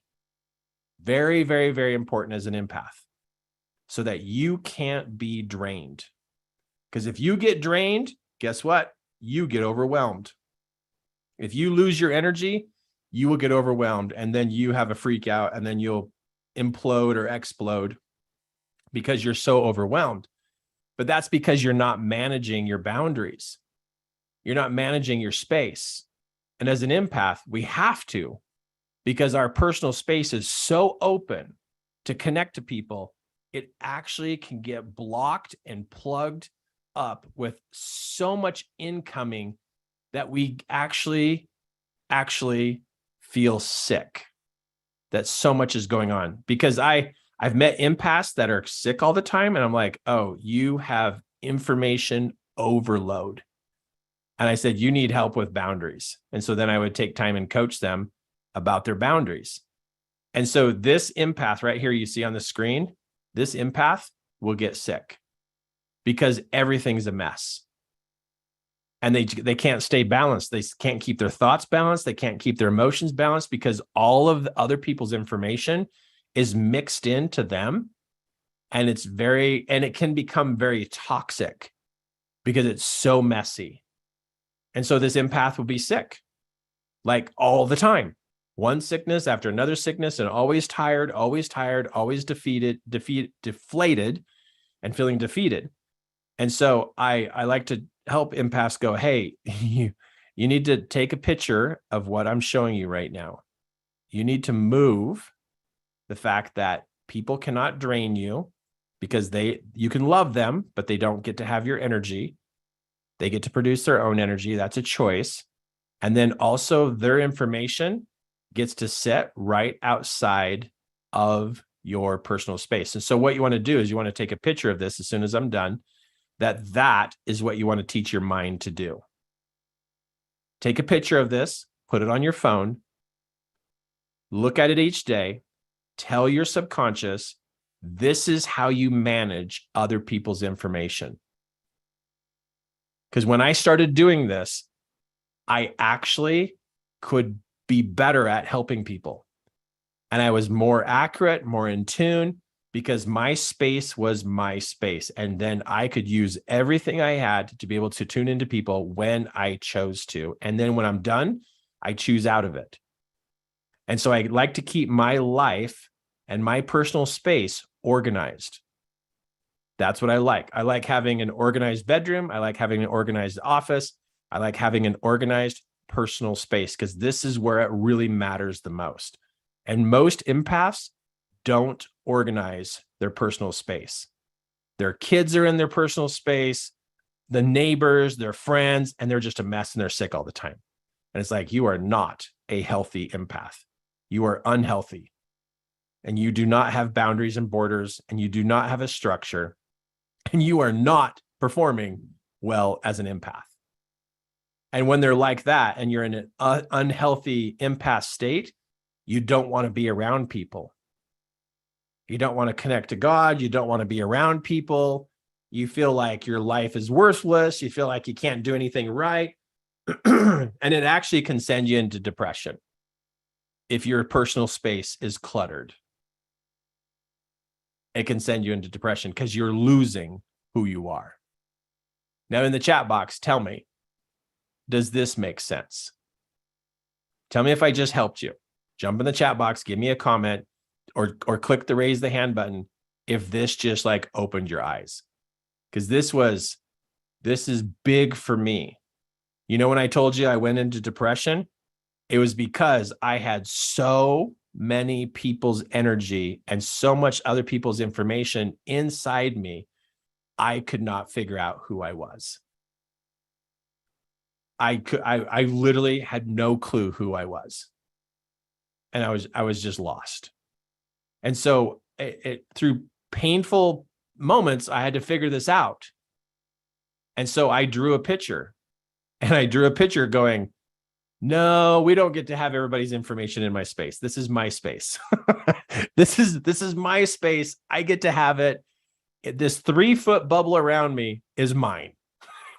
This is where my thoughts go, my emotions go, my intentions, my hopes, my dreams. This is Kirk's space. This is Kirk's. And sometimes I have to defend it, but I use visualization to keep me nice and focused. And so that it keeps it like this, nice and organized. And see, that's something else that, I mean, I could talk to you for days on empath training that can help you so you can perform better. But this one's super, super, super important. So we have the electronics. Just be conscious. You need to go outside and you need some earth and heaven to be able to balance you. Boundaries are super important. If your empath gift will work great when you're open, but if you get hurt or if you're upset or angry, your empath gift will shut off and you will feel disconnected from people. And when you are shut off because you're upset and angry or irritated or critical, when your empath gift closes off and you can't sense people, that is freaky. It literally feels like something's really, really, really wrong with you because you're so used to being connected to people. But if you go bad and you get grumpy and ornery and spiteful, this will shut down. And then you're going to feel weird because it shut down. And then that makes you even get more upset. And so it's like this really weird, twisted whirlpool. But if you ever have that where you feel like your gift is shut off, empaths have to use forgiveness on a daily basis. Always forgiving people, always, always, always, always forgiving people as fast as possible so you can get back to being open. A successful empath is an empath who can forgive quickly and thoroughly of self and others. Because you're so open, anything that's a disturbance will shut off your gift and you will feel like something broke inside you. But forgiveness is a huge piece to keep you open. And I've been reading books on forgiveness for years just to keep my mind very up on the steps and the process of forgiveness so I can forgive others, I can forgive myself and do it very quickly. And so I can stay open. So I don't have that freaky feeling of things closing down. But I meet people who are like, what's going on with me? And I'm like, oh, you're shut down. You're mad at somebody. You're really mad at somebody and it just shut everything down. Oh man. And so then I got to coach them on some forgiveness steps so that they can get everything back to open. And then they're like, wow, I feel so much better. I'm like, yeah, you got to really stick with this. It's really, really, really important. Okay. So can you learn how to coach? Yes. But you also need to unlearn. There's things that you need to stop and there's things you need to start for being a coach. But you hear me tonight talking about the fact that you have to get out there in front of people with what you know. Don't wait. And also get training. Use your empath gift. Use it. Help people, serve people to make a difference. I mean, the things I hear from people, learning, mentoring, and coaching skills has empowered me and continues to empower me in my personal and professional life. It helps me gain confidence in my ability to change myself. I mean, look at this language. And to help myself and others move forward with life, I have the principles and the skills to help people recognize the steps they need to take to create a different life, to create lasting change. This is one of my clients, one of my students, and they love it because they're learning. They're learning. And I love hearing this. Mentoring skills has opened up my ability to talk to my family and friends and to help find solutions for them. I have gained confidence. Look at that again. So abilities, confidence, that I can be an empathic, sympathetic, or a complainer. What? that I can be more than empathetic and sympathetic or a complainer. Happiness, confidence, and peace, because I know the answers or the skills. That's the thing I love to teach people is skill, like what to do to bring about. Down here, it is worth learning mentoring skills, if and only if you want the good things in life, right? The results. And also, if you are trying to find more out of life other than surviving day to day and want fear removed, and then learn mentoring skills. So if you are an empath and you want to step into the coaching world, I'd love to teach you. I'd love to train you. I would love to share with you. I'd love to have an ongoing connection with you to help you with what you're doing. I mean, it does take learning. You have to learn. And remember, this is where I was when I was in school. I wasn't good in the beginning, right? So I had to learn how to be a better learner. But I love helping people become a coach, even though you've never done it before, or even if you have done it, but you just are kind of floundering with it, you're not quite sure what to do. I can help you. I've been very successful in what I've been doing as a coach and teaching classes and coaching and techniques and principles. I mean, I know what to do, and I am in such a big helpful mode right now of just wanting to share with anybody and everybody what this looks like. And because I really believe there needs to be a coach in every home. That's the thing. Every home needs somebody who knows the techniques and the processes of the mind and emotions. Somebody in every home needs to be that person. And then you could help the family that lives next to you, or you could help your friend down the road or a sibling who calls you. But don't wait for somebody else to become that person. You be that person, right? And maybe you set up a business. Maybe you actually go full out and you set up your own lemonade stand in a way. You know, there's lots of kids who set up lemonade stands these years, you know, and they're out there selling their lemonade. You could do the same thing. Even though there are other coaches in the world, there's not somebody like you, and there's not enough well-trained coaches. I know how to organize and set up a coaching business. I've helped lots of people do it and become very successful.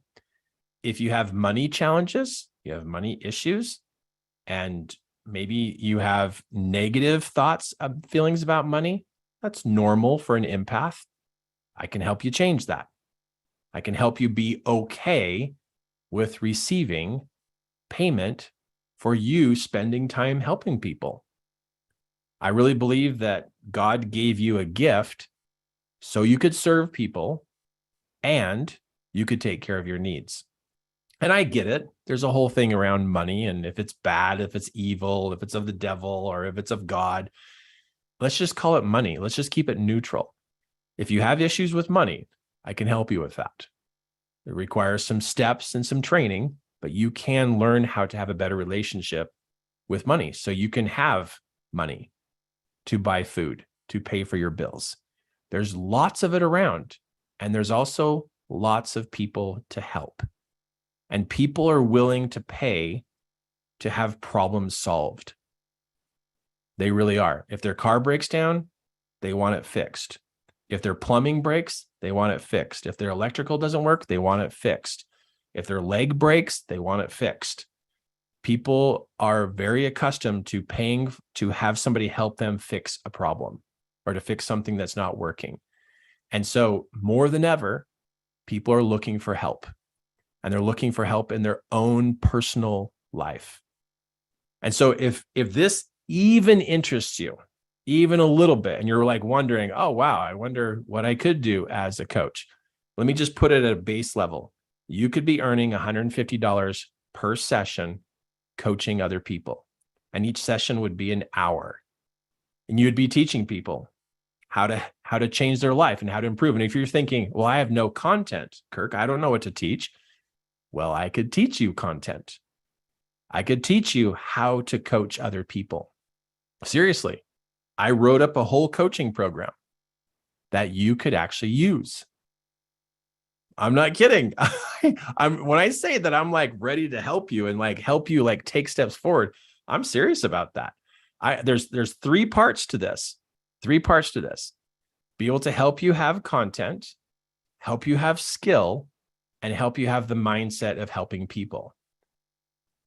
And so what I've created is I've created a program called the Coach Fast Track Program. My team and I have been building these levels of this program over the last 4 to 5 months. And this is a brand new program that we now have here in 3 key elements. And to give you an idea, here's all these classes that I've taught over the years, right? Over the years. Well, I've taken the best of everything, of all the coaching and all these programs, and I've brought it together in this Coach Fast Track Program because I know my calling. My calling is to help people get started and become successful very quick. Because if you could coach people and you could create an income doing this, you could do what you love to do, which would be help people and be really good at it, and also create an income for you and your family. So if you've ever thought about coaching, boy, step into my world. I would love to teach you and share with you. And this is an amazing program. It's an amazing program that we put together to be able to meet the needs of what's happening, because the problems in the world are going up every day. And what we need coaches who can match and exceed those problems with solutions. And so if you're teachable and you're willing to learn, you could do really good in this 12-week program. Now, it's very organized. I want you to know this. This is really, really organized. Very organized, step by step, what to learn how to be a coach and what to coach and how to connect with people so that you can have clients. Now, there's a couple parts to this experience of this program that are just incredible. And let me just take a moment here and review these with you. If you don't have coaching content to teach, I have a coaching program you can use. Seriously, you can learn it and you could be coaching within 4 weeks and doing really good at it if you're willing to help people. But if you want help putting your own content together, my team and I would love to help organize your thoughts into coaching content. We literally will help you build your program. I'm serious. Like, it is amazing. My team and I, over the years of teaching classes, we know how to organize content to be very, very effective. And if you've ever thought about putting together some of your thoughts into a coaching program and you've been struggling and wish you had help, how about we take 3 key elements and our experience and we help you and literally get your content put together so you finally have your own coaching program, if that's something you want to create. That's part of this whole program, is that we'll help you do it. I'm not kidding. We know the template. We know how to do this. We know what works. We know what doesn't work. And this is just an incredible opportunity for you to finally get started in getting this put together. The Coach Fast Track program has a step-by-step process of learning how to coach and learning the coaching skills, which is beautiful. Of course, more empath training, money mindset training. You have my team as support.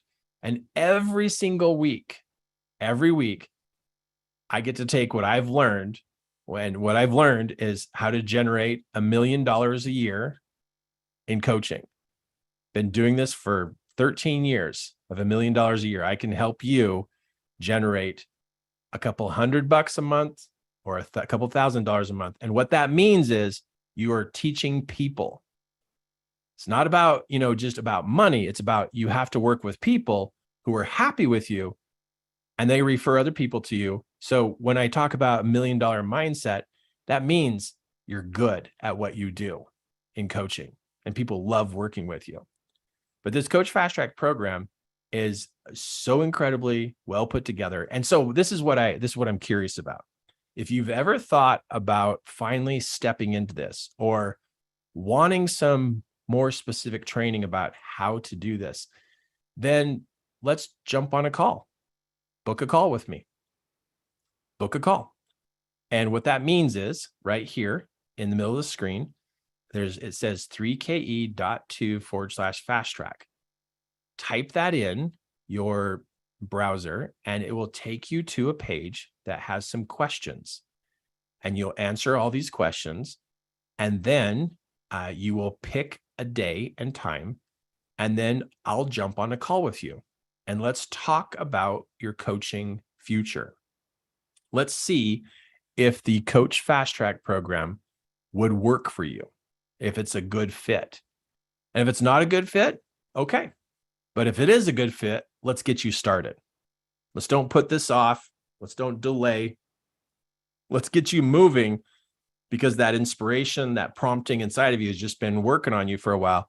Let's get you organized and moving forward. Now don't book a call just to talk to me. That's not what this is about. This is not a free coaching session. This is about finding out if you are a great fit for the Coach Fast Track program and if the Coach Fast Track program is a good fit for you. So you can either scan this code. It should work. I didn't test it before, but let me just test it really quick. Let me get my camera out and go there. Let's see if that takes you to the right spot. Boom, it does. So that takes you to a page where you are going to hear Cody ask you some questions, and then you're going to fill out a questionnaire, and then you're going to schedule an appointment with me, and let's talk about you and your coaching future. But again, don't schedule a call if you're just going to chit chat with me or take up the time, because I'm very intentional about this, and I only want to talk to people who are ready to take action, because I'm fully in it. I mean, I'm full-time coaching, full-time changing people's lives, and I'm fully in this. And so if you're ready to be in it and really start working on this, let's talk. Let's talk about this. And then I can give you the rest of the details about the Coach Fast Track program. Now, if you're wondering if there's some qualifications that you need to meet to be able to be part of this, just be willing to show up and do the work as a coach. Having some teaching experience really helps you. Being able to make decisions will really help you.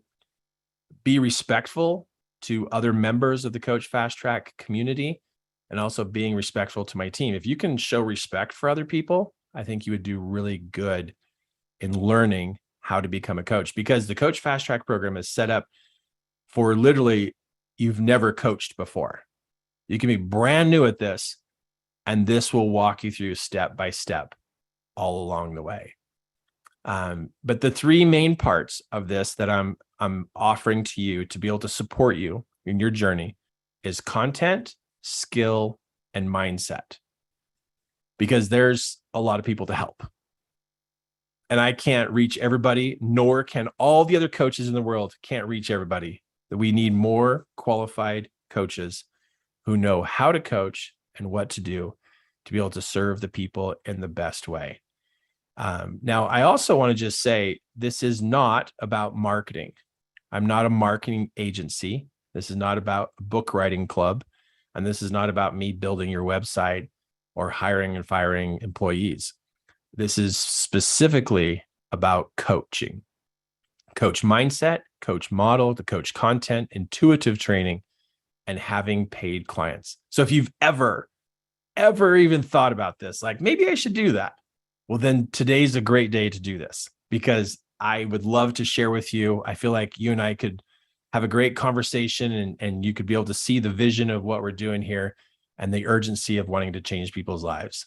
Super cool, right? And let's get your gift activated. Let's put it where it goes. Let's activate that so it's working. How would that feel to go to bed at night knowing you are on track to live your potential? You are planning to serve people. You're planning to teach people. You're planning to solve problems for people. You're planning to know what to do to help people. How would that feel? Feel good, wouldn't it? Right? It's a big deal. And what better time to start than now. I really believe the longer you wait, the more difficult things are going to get. So can you put this off any longer? Because I know you probably have put it off for a while and kind of done a little bit about this, but I'm here, we're talking about this, and I'm bringing the urgency to the table in front of you. Don't put it off. If you have felt anything at all that you should learn how to, or be willing and more trained to serve people and help people, then let's connect. Let's talk. And let's just have a conversation about where you're headed. I think that's fair, right? And I want you to know, I'm really good at finding out if this is for you or not.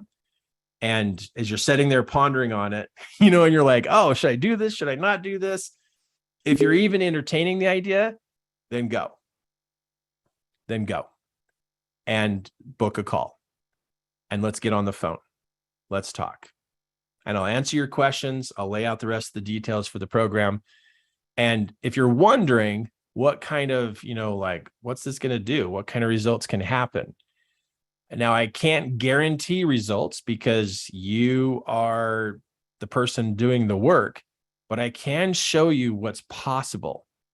Look at this. I just did a webinar based upon your training calls. I have already had $6,800 in sales, and it's only $330.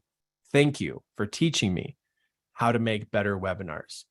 How about this one? I just tracked my March income. I've made $10,000 or more in income for 3 months in a row now. With sales, the number is even higher, but I have deposited certified funds of at least $10,000 each month this year. This one, it's amazing. I'm a little nervous and also excited, and I just did it again. Second $5,000 coaching program sold. This one up here in the corner, $16,525 in 23 days. This one down here ended December with $7,650 and also $6,000 ready for January. That was the last December going into this January. And down here, this person down here, Heather, she went from 3 clients to 66 clients. You guys, there's so much potential to make an impact in this world. Such an opportunity to make an impact and to help people. And here's the coolest part. Here is the coolest part. Look at this. You, as the coach, help a person. That person influences the next person. Sooner or later, the children get influenced by the adults. That child then can influence another child by what they know. And then those children can influence a friend, which then that friend goes home and shares it with their family, what they learned. This is like the coolest part ever, is that if I help one person, I know another person's going to be helped, a child's going to be helped, another child's going to be helped, and the neighbor's child is going to be helped. And very possibly the next neighbor is going to be helped just because I helped one person. You cannot just help one person and it not ripple out. I mean, it will always ripple out. And so what I love is when I wake up in the morning, I say to myself, I'm going to cause a ripple today. Like I'm going to cause some goodness to go out. And so if I can focus in with my coaching skill and my empath abilities and make a difference, even for one person, I know that it's going to ripple out. And I like going to bed knowing that I did that I actually made waves. I made ripples happen. And that I'm expressing myself. I'm living my purpose. And you can do the same thing. You can learn. You can do this. I'm a normal guy who's just stuck with it. But how cool would it be if I taught you how to put this in order? What if I could show you how to put this in order? I could save you so much time. And what if I could also show you the steps to building unstoppable confidence? I mean, there's a process to confidence.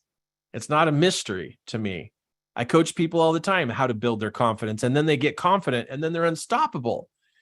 So with the system of coaching and also with your personal confidence, we can make some great, great ripples to happen in this world. And you and I both know goodness has got to stand up, because the badness of the planet it's standing up way too much. Like, the goodness has got to stand up and take a stand. But what we got to do is we got to empower the other people so that they can stand up. They can do it. I never thought I could change. I was like, there's no way. I'm destined to stay the same way I was. But I've been convinced otherwise, that no matter how I grew up, and no matter what my education was, there's always an opportunity to tap into my potential. Didn't even know it. And I think your future has some elements to it, some potential that you don't even know yet. But if you get connected to me, I just want you to know I'm going to tap on that potential. And maybe that's what you need, is somebody to tap on your potential and show you what to do. So you want to talk? Schedule a call. Grab one of the next available appointments. And just so you know, they fill up really fast. But grab one of the next appointments, and I look forward to talking to you about your coaching future. Even if you're a seasoned coach, you're just starting, or maybe I just rattled your thoughts and you're like, oh, wow, I didn't even think about this. Let's take a look at this. Let's talk. It'd be worth spending time with you, because this can be a life-changing decision in such a good way. And then when your life changes, so many more people's lives are going to benefit. If you step up and be willing to be the one to learn this and to be able to use this to help people, you're going to affect a lot of people in such a good way. And then you can go to bed feeling amazing that you are in your potential and you're on track to the next level of potential that you have. Cool. All right. So scan the code or type in the 3ke.2/fast track and take that one step. And let's get on a call together. Cool. Now, for those of you who are still here, here's the gift I have for you. I told you if you stayed to the end, I have these 10 hacks to supercharge your brain. It's 3 pages, well, 2.5 pages. My team will send it to you because you hung in there with me all the way through this conversation here tonight. So they're going to send that to you. Tomorrow is Friday, so they will have this out to you on Monday. Cool. Maybe tomorrow, but I'm going to at least say Monday we'll have this sent out to you, of what I've done and what I've used to be able to supercharge my brain. You'll really, really like this. So super cool about that. And thank you. Thanks for showing up. Thank you for showing up. And I got one last slide here. I just want to show you really quick. I'm going to scan back through this really fast. It's right. I prepared the slide deck to show you tonight, and I had like 100 slides, right? And that's a good safe amount for a webinar. But when I was done, I looked and I had 189 slides. Oh man, I put too much in here, too much. And I was like, oh my goodness, I've got to, I was like such in a mode to be like 6-hour webinar, but it's like, no, I can't do that. Okay, it's this picture right here. This is a really great principle to look at. Traveling down the freeway, I can look down the freeway and I can see all of the cars I'm behind. So when I look forward, I'm behind all these other people. I'm behind. They're all in front of me. But when I look in the rear view mirror, there's all of these people behind me. And I'm in front. And it's like, wait a second. Am I behind or am I in front? It's kind of like is the glass half full or is the glass half empty? But am I behind or am I in front? And I remember driving down the freeway going, wait a minute, I'm behind all these people. And I went, no, I'm in front. And I went, which one of these thoughts should I go with? Am I in front or am I behind? And I go, well, how does that feel? Well, if I'm behind, it's like, oh no, I have to hurry. Oh no, I have to catch up. And I'm like, well, what about if I'm in front? And it's like, well, if I'm in front, if I take on that thought, well, then I could help the people that are behind me. I could tell them of the road conditions. I could give them insight. I could be the one out front. It's like, whoa, I could help them. The people that are in front of me, they're going, right? They're already on their way. But the one thought that really helped me was, I'm in front. And since I'm in front, I could turn around and share. And so the next time you're driving down the freeway and you look forward and you see in front of you, all these people in front of you, I want you to take a moment and go, wait a minute, which thought am I going to take on? Am I very far behind and I can't catch up? Or am I in front and I can do something? That's what I want you to go to bed with tonight, is that you are on this side. You are heading a direction. And there are people behind you who are slipping down into the gray and slipping down into the red. And you are on your way up somewhere on this side. Because we had a conversation tonight. We had some enlightening conversation. And so there are people behind you who could really use your advice. Look for them. Open your mouth. Say something. Be interested enough to care. And when you don't know what to say to them, ask inside your heart, how can I best serve this person with what I know? And watch as your intuitive side kicks in. When you don't know what to do, tune into soul, tune into the spirit of who you are. You know a lot more than you realize. There's a lot more wisdom in you than you've ever tapped into. Sometimes we're too much in our head and not enough in our spirit. We're tapped into a large amount of wisdom. And when you turn around to help people, there's so much that can come to you. If you're that kind of person and you get this, I want to talk to you. Let's talk about your future in being a coach. I hope I get a chance to talk to you. I hope I get a chance to talk about the Coach Fast Track program. And I hope I get a chance to work with you and share with you what I've learned over the 17 years. Super cool. All right. I've officially now gone a half an hour over what I planned. So I got to go. All right. Love you guys. Thank you for showing up. If you got something from this webinar, get in the chat box and just scream out a thank you. Just give me a heads up. You got something. Either say I got something or a thank you or something, just so I know it was valuable for you to show up here to hear me share and show you what parts I had prepared to share with you tonight. And I'm tickled because I got through 97% of my slides. There was a couple that, well, we just didn't need to go through tonight. But again, super cool to be with you. And thank you for the thank yous. I love who you are. Stand up for the goodness in this world. And please reach out and help somebody. And if I can help you and you want to work with me, you want to join in on what the purpose and passion of what I'm doing, again, go book a call. Let's talk. All right. Love you guys. Thank you so much. And have a great night.